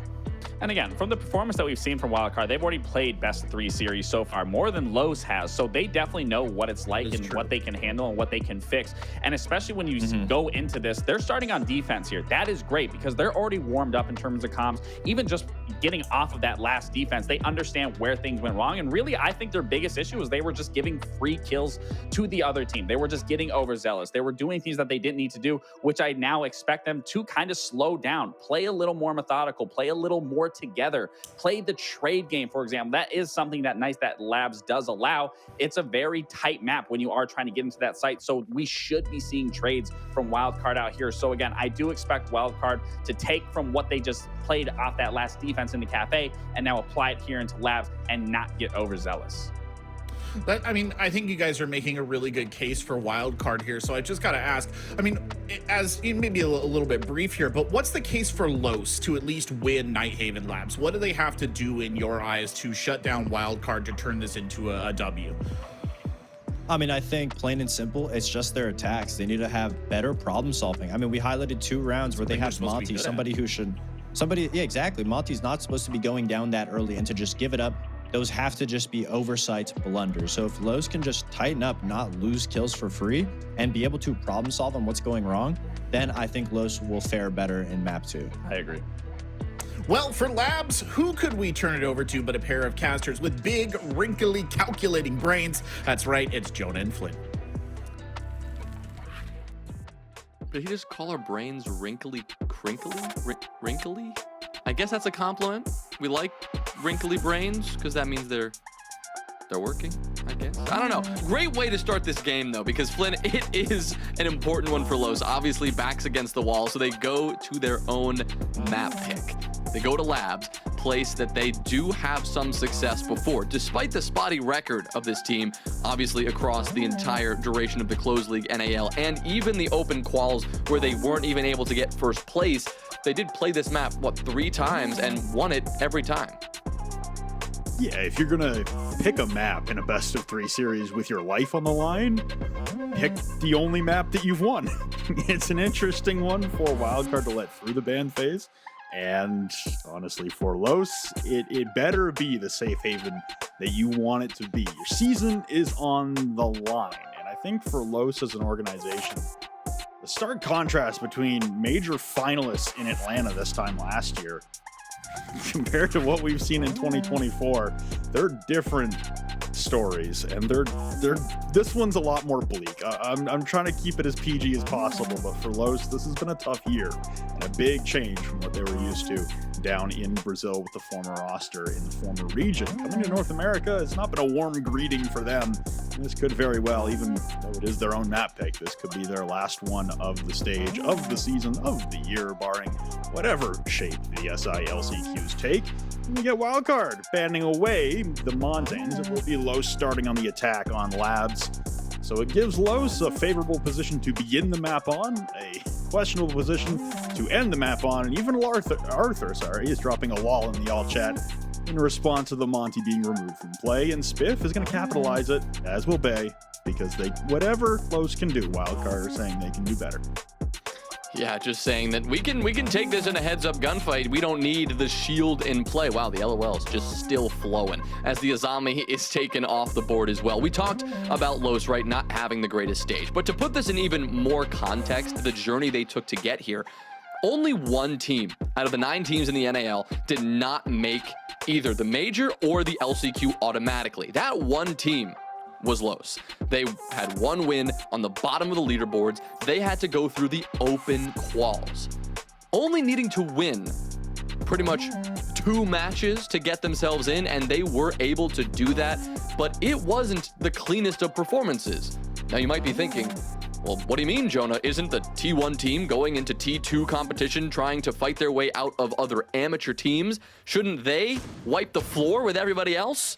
Well, the answer is yes, they should, but they did not. They lost to CL4L, or Challenger League for Life, the team that was formerly known as Makers, and they lost to them twice in the upper bracket to put themselves down to the lower bracket, where Los beat SSG Academy, also in this LCQ, but they also then moved ahead to the final, where they played CL4L again. I think Challenger League for Life, I don't know, Challenger League 4L. I'm gonna have to figure out a way to abbreviate that bad boy. But they played that team again. And, well, they lost it again. 2-1 both times in those best of 3s, so winning a map each time. One of those, they did play Labs and win that map. But just an additional context here about this team, not even able to make it through the open qualifiers without a bit of a mess. So they did do that, and they are here in the LCQ, place that they have not been before. Stage 1, they didn't even make it to the last chance qualifier, losing in the open quals to SSG Academy. This time they are here, and they do have a chance, Flynn, but if they want to keep this hope alive at going to Montreal, well, they gotta win Labs. That is the requirement. And for Wildcard, Des talked about it, we talked about it. Not the cleanest of defenses on Cafe, but it got across the finish line with a 7-5 score on your own map pick. A win is a win. It's a best of 3. There's no more points for winning in regulation versus overtime either. It's just stop losing. That's the entire directive of the LCQ. We once again see a frag rate at the base of a castle barricade not quite worked out the way they wanted. And Spiff will get the opening kill on map number 2 on Nighthaven Labs from up top inside of Command. And he's wary of any other drones gathering intel on him, and he's correct in that assumption that there is a drone on him. But now Sexy Cake taking lots of damage at the hands of presumably Spiker. Spiff, though, continues his reign of terror topside. He collects another headshot onto Wizard. Spiker's been down, not revived as of yet, and he'll be cleaned up at the base of Garage by Farius. Still, though, a man advantage for a Wildcard, the midway point in the round, and feeling very good about this much damage being inflicted on Delos' attack when this is a tank and assembly defense. This is a basement defense. You got a lot of bodies dropping on the top floor. Yeah, it's a great way for Wildcard to kick things off. Not the start that Los were looking for on their own map pick. We're hoping to enter, at least get into the map, establish some kind of control before losing 1, if not 2 bodies. Now, they've skirted around the Nitro Cell from Spiff there, so that's one piece of utility they don't have to worry about. But no matter how you look at this, it's still a man disadvantage and a lot of work left to do. To do it without the boogie drones from Wizard, who was playing Ram, is tough, because all the soft destruction now being done on this top floor, well, it's up to Sexy Cake to do it with the skeleton key. Still plenty of bullets in pocket, but again, only one operator dedicated to do this. Only one body dedicated to doing this, and well, Flynn, we know how much time that can take. And a bottom floor objective, much like Cafe, the map we just saw, taking your time here is important, but wasting time is also a danger. The double Animus drop coming out from Los as they try to send their way into tank and initiate a plant attempt. It's Arthur the man carrying the diffuser as Bay is now going to attempt to flank up into storage. Arthur putting the bomb on the floor. Shotgun up against the wall as Bay does battle topside. Ferry is picking through his teammates down below. Spiff, though, dropped. Bosco, the Nitro Cell, comes out a hair too late, and Sexy Cake wins the battle upstairs against Bay. Now, the last 2 remaining defenders start rushing in towards Farius, but he wins out with 1. Can't couldn't go for a second. So he had 3 on the round, but he couldn't tack on for more. So now it's Cans on 110 health, finding the diffuser. And he knows that his last remaining opponent is topside. Sexy Cake on the buck, and attempting to get into the perfect position to long arm this. And Sexy Cake does not have vision onto Kansan for the time being. He's going to have to drop. And the hip fire headshot from Sexy Cake, saving Los in the post plant.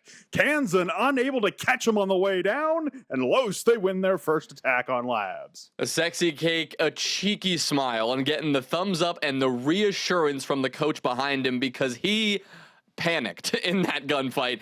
ADS, nah. Just take the hip fire, get the headshot, and win it. That one, a nail biter for both teams. Los very impressively able to pull it back to a winnable position after the disadvantage. Important Nitro Cell to avoid there, but still going down to that Nitro Cell, but already putting the diffuser on the floor. And that was the most important thing. You saw Farius go absolutely nuts, getting 3 kills, and yep, there's Sexy Cake. He knows he got away with one there, but a good kill to find nonetheless. Los, they're able to open things up on their pick with a win.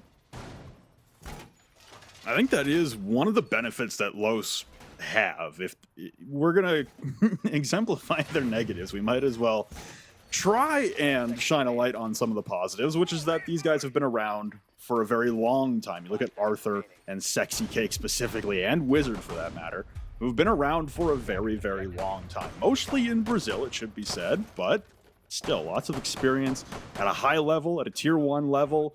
They're not going to panic as much as maybe some of the newer players in tier 1 would in some of these clutch scenarios where you have your entire season hanging in the balance. Sexy Cake there, he's able to laugh it off at the end too. Just take what the game will give you. And in that instance, it was a hipfire headshot on the lower health count. Now we're going to have to contend with a blitz rush from Sexy Cake at the top of the Aqua stairs. And he's running headlong into a deployable shield, and Spiker collects the headshot, presumably from that rafters window. So no pressure being applied on the backside as of yet. Wizard takes a handful of damage, being rejected entry to the rafters doorway. And Spiker continues to collect. Legacy is going to team kill Wizard for the trouble. He's able to down off Spiker in the process. Legacy! He's got 3 kills on the round, only 2 of them onto opponents, and 1 of them was a 1-tap. Dude, this is chaos. So much action here, and only now are we 1 minute into the round. Legacy, the only man left, taking a little damage from his own Selma for good measure. Kansan and Spiff, they're aware of this position. They just heard those Selmas detonate, and now with the breach open, Legacy is going to continue to take these fights. As you said, Flynn, he took 3 very impressive, I guess, shots and won them all. The problem was one of those was onto his own teammate, throwing this one into further disarray. He's keeping an eye on Kansan. He spots the head right behind. Oh, but Kansan pops out from the doorway and wins it anyway. A good old-fashioned 1v1 across the top floor there on Labs. This time, it's Wildcard who take it.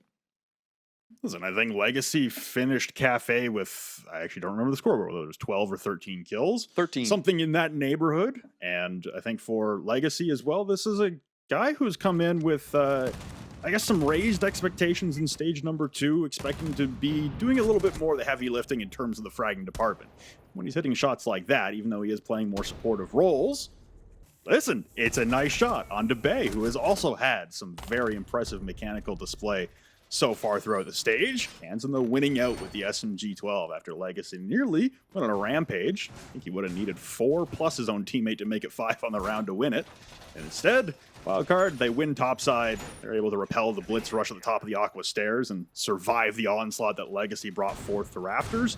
Now they'll return their attention down to tank and assembly in the basement, trying to, once again, get themselves in a position on the defense where they are coordinated, working off of one another. The top hold worked splendidly. The flank late round for Wildcard, though, not as effective and not as splendid. So now Los with the opportunity to double up on this bomb side in the attack, and it looks like they will have to once again endure a Wildcard roam that spans all 3 floors. It was a funny moment going into that second round, Flynn, because I was looking at Farius, I was looking at his stats from the last map and thinking, hey, that was already a fantastic start. He got 3 kills in that opening round. It was a great place to begin.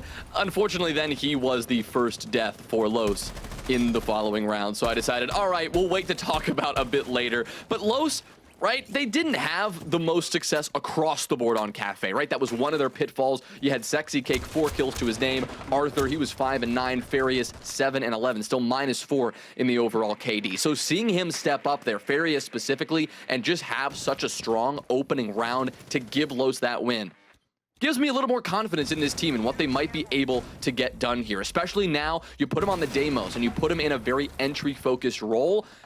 You could see him thrive here, and that would certainly bode very well for Los, especially on these attacks. Of course, haven't seen the opening engagement just yet, as Farius and, well, Arthur apparently are both still trying to track down these extended positions from Wildcard. As you mentioned, Flynn, they do have a good bit of control all around this map, and Kansan, well, he will reveal that position by sending a few gunshots down towards Los's way.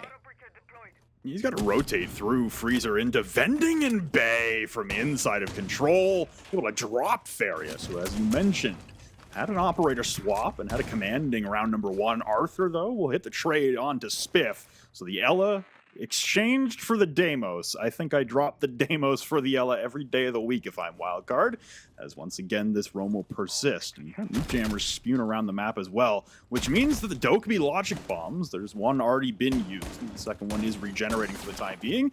Those won't be as effective either, as Bay just narrowly gets out of dodge in time, and he's hearing the chase down the cargo stairs. The shotgun to the backside, 10 HP left on Legacy as he vacates to safety, and just narrowly avoids the Nitro Cell as well. Free place from Bay, but unable to find the Martin Wizard from up above. Able to employ some of the soft breach that was absent the last time Los on site. He's able to peer down through the floorboards and collect a man advantage for Los. God, what a roller coaster for Bay there. I mean, going through it all, he had a chance for the kill on Legacy. The shotgun doing almost everything he needed. 90 damage to Legacy, but he ended up getting away. We saw the C4, we saw the shotgun through the floor, missing his chance, and then getting taken down on the retreat. But there's only 20 seconds. Bay did do a good job of wasting some time, so now is when Los are gonna have to push in, and, well, the clock is ticking rather low. Arthur, breaching charge goes up, and he'll make the first move in, but a C4, that should do it, but Sexy Cake, that's great coverage from above. Arthur sticking this, no, denied at the last second. Diffuser drop, now it's Wizard who has to do this. Bosco, now he's gonna swing, look for the planter, and they get it, denying it at the final moment, and Wildcard steal one away.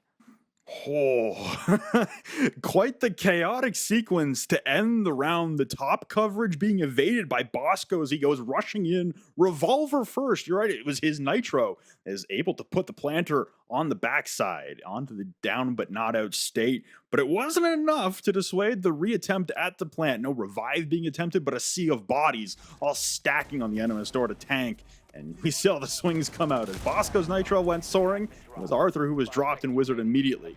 Goes for this re-engage on the plant, but then it's Kansan who has to swing out and be the savior of the round. As there's just, like I said, a sea of bodies all collecting there in one door frame. And yet it's Wildcard who correct their mistakes. They're able to double up on the Nitro count. Even though they lose the first attempt at the toss, they are able to secure the second C4 to deny the plant attempt. So for Wildcard, now trying to make it 3 in a row on the defense, going to head to storage and control to make it a clean rotation. Going to put Los into some dangerous territory as the attacks should be their more favorable position. It's not like these rounds haven't been close, but at the end of the day, it's Wildcard getting a little bit further and a little bit closer to the finish line. Well, and a little, I guess, break the fourth wall moment. As casters, it's really satisfying when you see kind of the storyline you set up in the round really come into fruition by the end of it and really be the reason why a team won or a team lost. We warned Los, right? The time was going to be the problem there. Okay. Spiff. Bye-bye. Bye-bye. We warned Los there that the time would be a problem. We even complimented Bay, despite the roller coaster that he went through and his, slight miss on getting that kill onto Legacy. Still complimented him on wasting that time. And we knew that would be an issue for Los in that last round, and it was. We set that up. We saw it coming when there were 10 seconds left on the clock, and despite, some decent versatility, Diffuser gets dropped by one player, the other one picks it up. That's the reason Wildcard won the round. Yes, some good swings and a good clutch, but one they should not have been allowed to do. If there was, say, 5, 6, 7 more seconds on the clock, that's all the difference that was needed. So just a peek behind the curtain into, what makes us casters happy. Don't necessarily love to see Spiff kind of giving his life away early there, trying to maybe get away with something. He ran out, maybe thought he had a chance at getting that kill, but of course, he was very quickly denied here. So not the start that Wildcard we're looking for in this 4th round after that 3rd round success, but they have a lead right now. They're confident. They got a little bit of momentum to play with. Certainly an opportunity for Spiff to try and really put the dagger into Los, but unfortunately for both of these teams, every time seemingly they've tried to ramp up some aggression and really swing for the fences, it's been a swing and a miss. Every time they've tried to play a little more methodically, a little more procedurally, things have gotten much better for both of these teams, whether it be on the attack or the defense. Opening pick, though, for Los, integral to being able to attack onto the bomb site, as the Kaid of Bosco will now be deathmark tracked, as the Maverick was able to rip open the IT wall and facilitate the top control for the attack. Try and get Arthur with the plant going down. Spiker, though, responds onto Wizard. The Nitro Cell! It lands right at the feet of Arthur and rips him to shreds. The diffuser, once again, has to be recovered from inside of the bomb site from another attacker, but Bay rips through Farius with the MP5, and all of a sudden, a man advantage vanishes into thin air. Los down to Sexy Cake and Legacy. The frag grenade ends up right beside Bosco. Doesn't even try to move out of the positioning as he had a red indicator at his feet, but Bay, with the top coverage reestablished, is able to have perch and purview over the diffuser. It's just Legacy alone now on 43 HP. Make that 3 health, make that 0. Bay able to rip through the floor, and that is Wildcard able to withstand the barrage and the objective and make it 3 straight defenses in a row. Once again, Los trying to pull off a little bit of surprise, but the reason that Wildcard were able to stop that surprise and be prepared for it, information. That's the word of the round. It is as simple as that. They were able to recognize when that diffuser was getting planted and a perfectly placed C4. You see it right there from Spiker. He opens it up with a kill with a gun. He gets the kill with the explosive and stops the cheeky move from Los. It was as simple as that. They know to expect it. Wildcard are going to be on their toes for this all series long. They were on Cafe. They are here again on Labs. And I don't know if it was simply the sound cue or they had a bulletproof cam on that position, someone calling it out saying, hey, diffuser going down, let's launch that C4 at him. But a very good denial of that plant.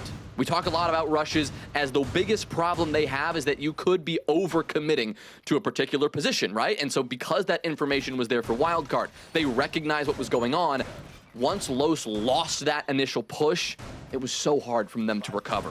Already in forward extended positions, already really gambling on that initial move. It didn't work. Good info from Wildcard to stop it, and they take a 3-1 lead as a result.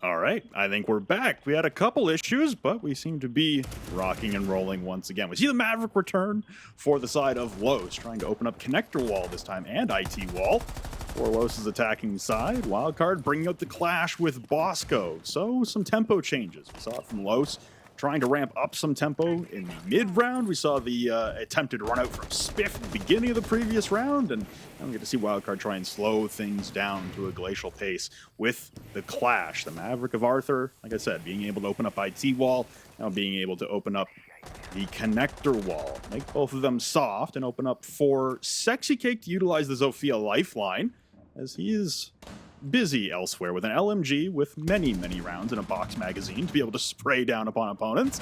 Nitro Cell was ripped, and it is Spiff holding on the connector wall. It goes soaring, and it falls well short of the intended target. Everyone collapsing now towards connector, as Los initially attempted to attack this bomb site by instigating with a blitz rush through the top of the Aqua stairs. But instead, now a lot of their focus remains around the IT and connector breaches. They are running headlong into this clash that they don't seemingly have an answer for as of yet. Legacy looking to make his move, aware that there could be a swing coming from the doorway at any time. The Selma's now the focus, but that will still be denied by the Mute Jammer. So Los, despite getting in the building early here, again, have to worry about Bosco and simply getting these walls open. Easier said than done, as Bosco is just hanging out with Spiff to support him. 2 players here close around the corner.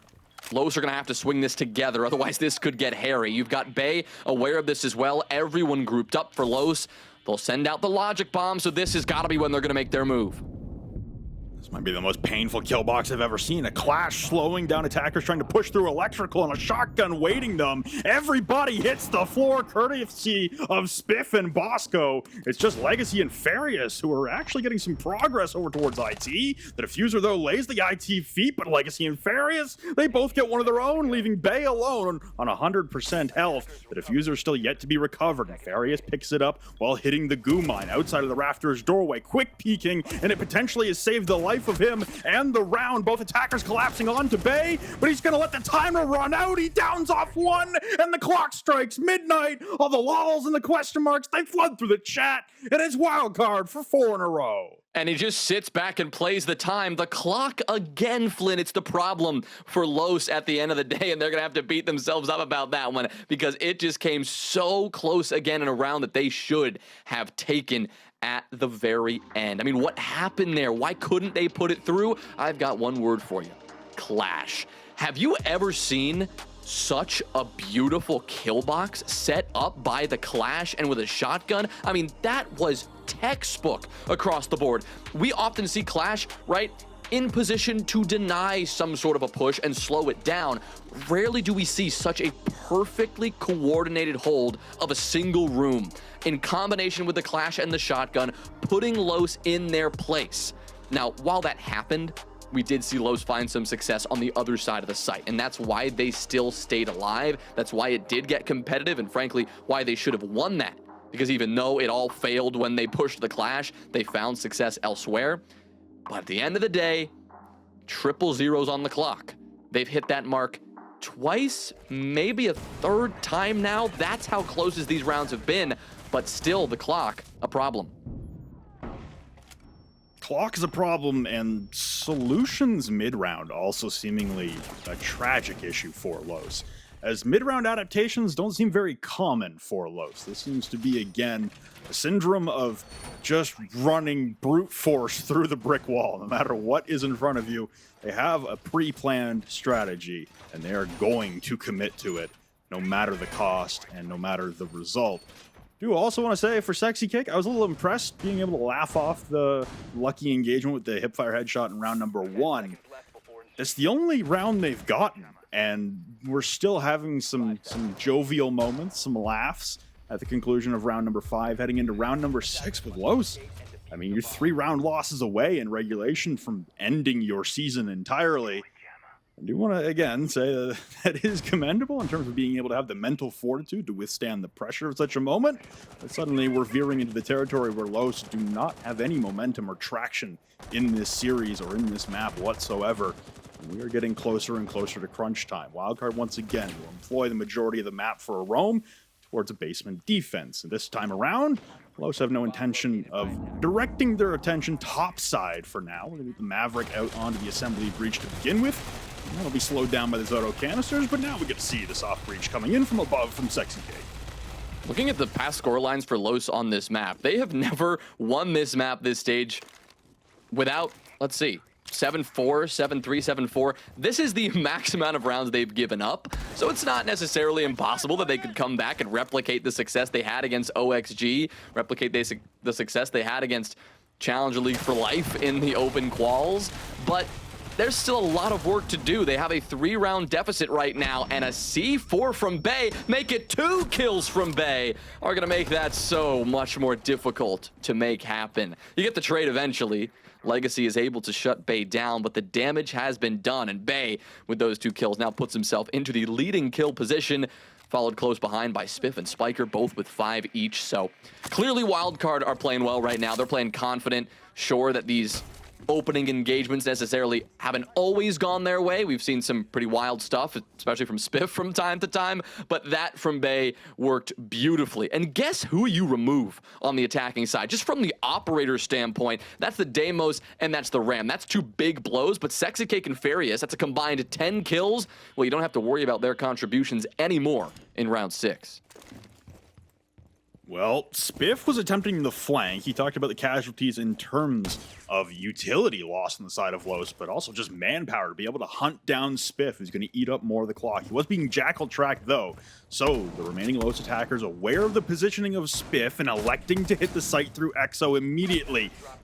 Clearly, the ideology is we have a 3v3 on the bomb site, but I don't think they accounted for Bosco's TCSG at range, being able to rip them to pieces, and ACOG attached to that as well, being able to decimate every attacker who tries to approach through Exo. And now the time continues to tick against Legacy and Wizard, who are trapped into this position, still with a Spiff who could collapse upon them on the flank at any moment in this round. Wandering into the bomb site for Wizard has a Nitro Cell arrive at his feet and he cannot find it. More Lamaus, more lols in the all chat. It's Wildcard, 5 in a row on the defense, 2 rounds away from closing out the series. Yeah, very clearly they're feeling good, and they're making Los certainly hear that in the all chat. You never like to stare at a C4 coming at you. Sure, you can shoot it out, but is there a more terrifying sight in Siege? Right, obviously maybe it's a blitz bearing down on you, a clash in your face with somebody swinging behind her, but what else? A Nitro Cell as your ADS, that's the only thing, is it just fills up your vision and then you blow up in the sight? I mean,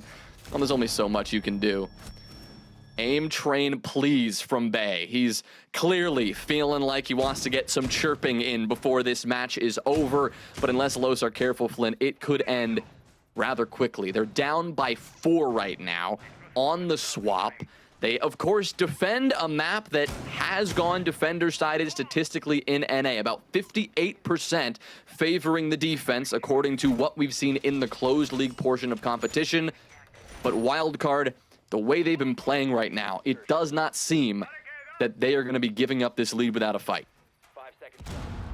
No, the impression that was given to us on Cafe by both Los's defenses and Wildcard's attacks is not one of a team that is going to be able to sustain a 5-1 deficit and turn it into, at very least, a tie, let alone a lead. We saw the march back, though, from Los on Cafe. That maybe gives you a little bit of inspiration, a little bit of hope if you are one of the 3 Los fans out there still cheering this team on, as this has been a tough stage to witness.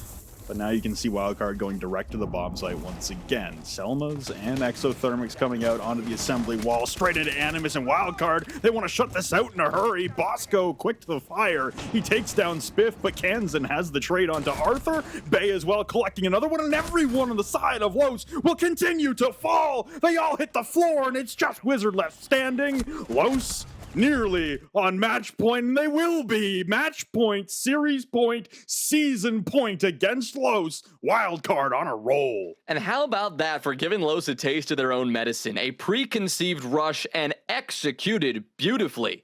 We see this from Los all the time. You work your way in the building quick and you try to make something work, catch the defense off guard. Wildcard just did it right there. Love that. Swinging that same strategy you see from your opponents right back in their face. And while we might not be able to see how Bosco and Kansan feel about that, but you know, based on what they're typing in the all chat, based on the lead they have right now, that they are certainly feeling good. I mean, Bay and Kansan, they started it off. Bay, he's been going crazy, and he finished it up there, getting a second-to-last kill. I mean, you see him there closing it out in fine fashion. 6-1 Wildcard as they look to just close this one out as quickly as possible. We knew they wanted to end this one quick. Well, I don't think we knew just how quick they wanted to close out Labs. We've seen this map from them, what, the one time they just played this against Sonics like a week ago? They lost at 7-5. Well, this is a very different story against a very different opponent. And unless Los can pull off something that seems impossible but would be hilarious if they could pull this off, we are going to see Los packing their bags home, and Wildcard at least having a chance still to make the major. Well, I've said the phrase a few times now, and it's been creeping up more and more, because I think it's just a more common trait of some rounds these days, which is a flawless in earnest, or a flawless round in spirit. And I guess you can't really call it a flawless because the only death that Wildcard sustained was a team kill, so that was an unforced error. But everyone else, for Los, unable to get the guns firing when they needed them most, to try and repel the site-aggressive rush straight into Animus, straight through to tank. Nobody able to answer the call for Los, and now it puts them on their heels as Wildcard try to press upon their advantage onto the IT wall. We see again the same combination of the torch coming out from the Maverick of Bosco and the Selmabs, or the breaches coming out onto the IT as well. Spiff and Bosco making a nice little tag team on the hard breach duo this game. And so far, there hasn't really been an answer from Los. No attempted bandit trick. Saw the Kaids coming out earlier as well. No tricks being brought by Los. No attempt to deny the wall other than pre-placed bandits or mutes. And they've been quickly answered by the EMPs and the Maverick torch. There hasn't been a lot of response to anything that Wildcard have brought on the side of Los. And they're sitting pretty static in the bomb site. We've seen them go for some aggressive swings in the past, and it might just be Sexy Case's turn to step up to the plate. Well, Arthur, 2 big kills for him, but Kansan, a quick trade to keep this in a 3v3 that could have gotten out of hand quick thanks to that aggressive move from the Warden, but Kansan does not allow it, at least to get out of hand too much. Still 3 players up. That's exactly what you need here. Bay, still with 9 kills. He is going to be looking to add to that tally. They still have a minute to work with here, so not too bad, right? It's all about making that transition now and potentially uniting this attacking front, because right now you've got 3 attackers in 3 different locations, 2 different sides of that top floor, but most notably Kansan. He's still down below, still looking to potentially wield that skeleton key and get some of those defenders to move around here, but Farius... what? He jumps out knowing there's a Claymore there, goes down anyway. Seems to not matter. He's got Legacy. He's got Sexy Cake picking up the pieces. Bosco, 1 HP left on Sexy Cake. He avoids the Nitro Cell, and now he's trying to pull off a little clutch himself. Sexy Cake to his left. Legacy staring right at him through the doorway. Not going to be able to vault through this breach safely. He's going to have to land at least a shot before he can do it. The flashes could help. He spots the toe and gets the finisher on Sexy Cake. Just 1 more needed to close this one out. 10 seconds, just about. Pushing in now, safely through the breach. That's the first job done. But now, oh, having so much trouble. What? Bosco! Are you insane? Wildcard can't believe it. Bay can't believe it. They steal the round through the wall. There is no way that's how that ends. There's no way that's how that ends, Flynn. That's going to be a Moss check. Oh, my. Some faces of dejection on the side of Los, unfortunately, and Bosco, a 1v2 to clutch it up and end the series in a hurry. That was quite the performance by Wildcard. They win 7 in a row after dropping the first round in a 1v1 from a hip fire headshot, Jonah. That's the only thing, the difference here. That is the between what, a flawless map win and, well, a 7-1 was a hipfire headshot as Sexy Cake kind of panicked on the drop down. Wildcard, what a way to close it out. 7-1 on Labs, a nice clean win on Cafe. They move on, and Los, they pack their bags. We'll be back with the desk in just a few minutes.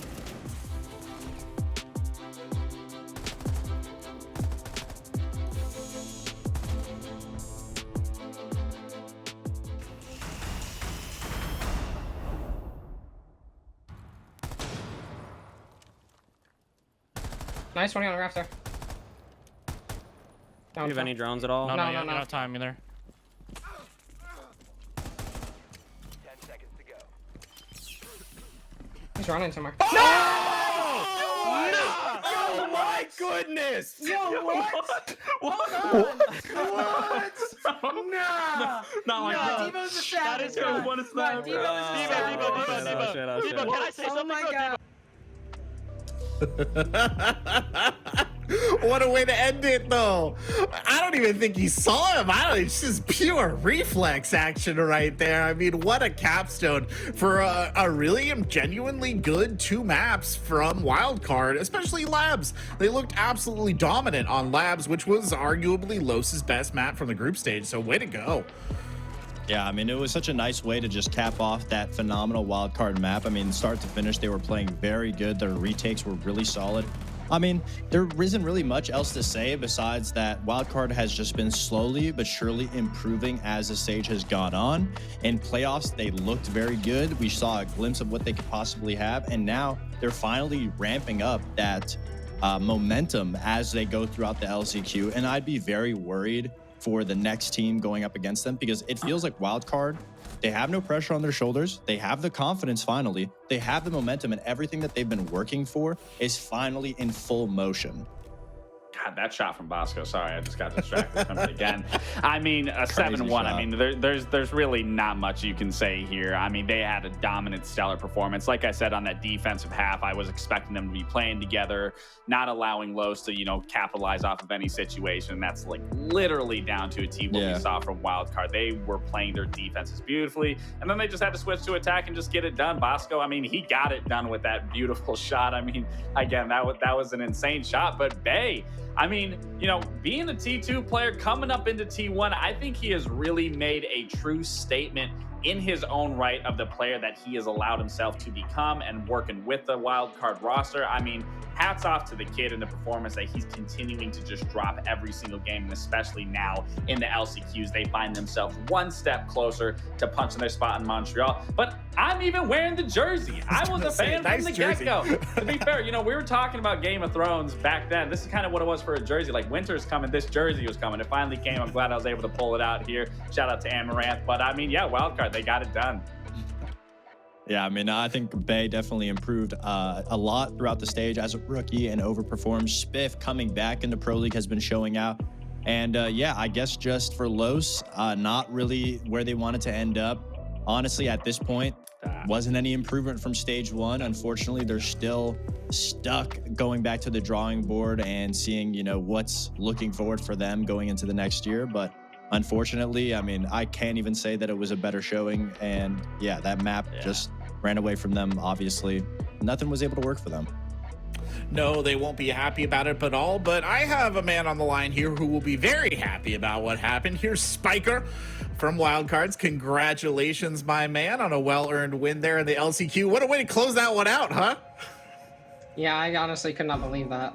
That was unbelievable. I was like cycling through cams, and then I went back to his POV, and I just saw him shoot through the wall randomly and kill him. I was like, oh, okay. Gets the job done, I guess. You and thousands of other people, I think, on that one honestly couldn't believe that. That was amazing. But I was gonna ask, based on your guys' playoffs performance, especially that qualifying match that you had against C9 BC, how did you guys prepare for the LCQs? I mean, we felt like we were on a good trajectory throughout the whole stage. We felt like we were getting better every day of practice. Every game we played, we felt like we were improving tremendously.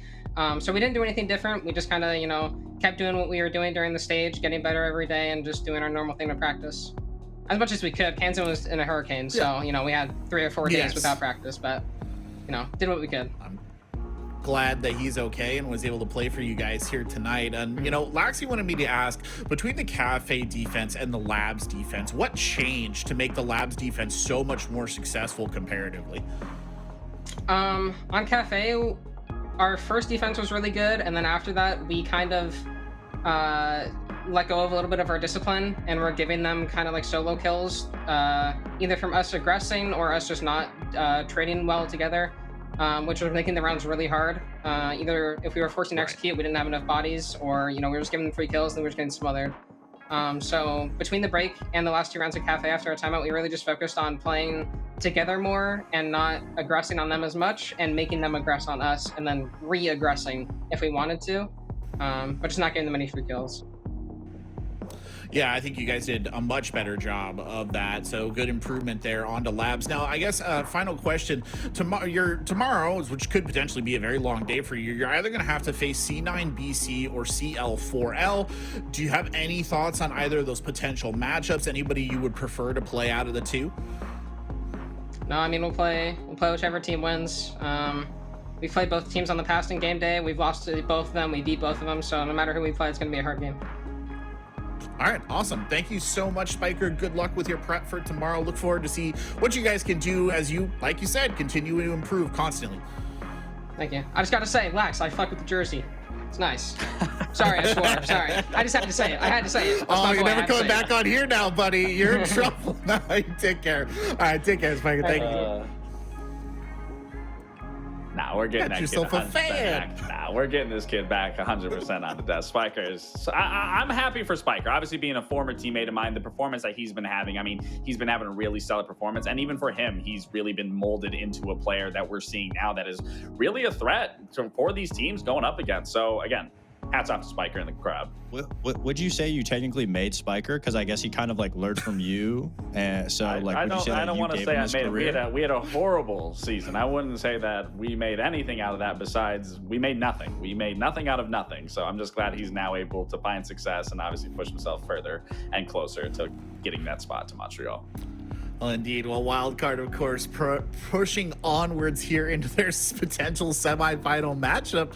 I don't know about you guys, but honestly, I know it was against Los, so it's a bit of an asterisk there. But I think of all the teams we've seen so far, Wildcard might have genuinely made a case for looking like actual, genuine major qualifiers.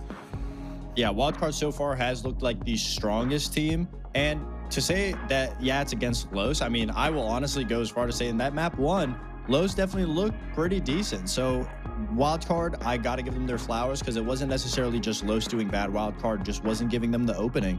And of course, I said it before, I'll say it again. Regardless of who comes out on top on that next game, I would be very worried of Wildcard because it looks like they finally have everything working out for them. They're clicking, gelling well, and they got the momentum for once. Yeah, I mean, the teamwork, I mean, it spoke for itself, especially in that last game. I think that's truthfully the best that we've seen them. Sure, maybe I don't want to write off their play of obviously Los just not performing well at all, because I do think they are making a huge performance upgrade versus what we've seen from them. But obviously there's still a lot of siege left to be played to see how well they can continue through, because I mean, like you were saying, Corbeck, they either have CL for life or they have C9 Beast Coast, and then on that other side of the bracket, if they do push it all the way to the grand final, where we can really see how well Wildcard has been improving as a whole. Indeed. We'll be interested to see who they end up playing against. That'll be determined in just a minute. It'll be former major champion C9BC versus the top of T2NA CL4L right after this.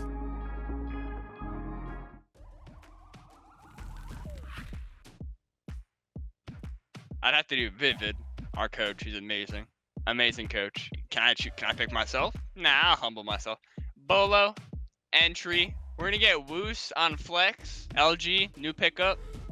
W. And then we're gonna get another flex for Bay. Bay's gonna be on flex. Benjamaster and Gunner.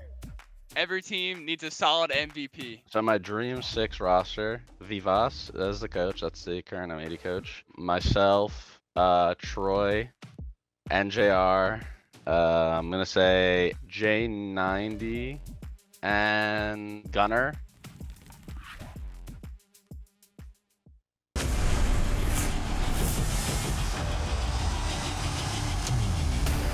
It's total calamity, total mayhem inside of the server.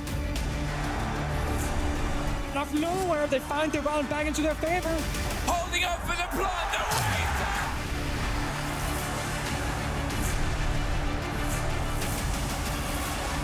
And I think he might just find it!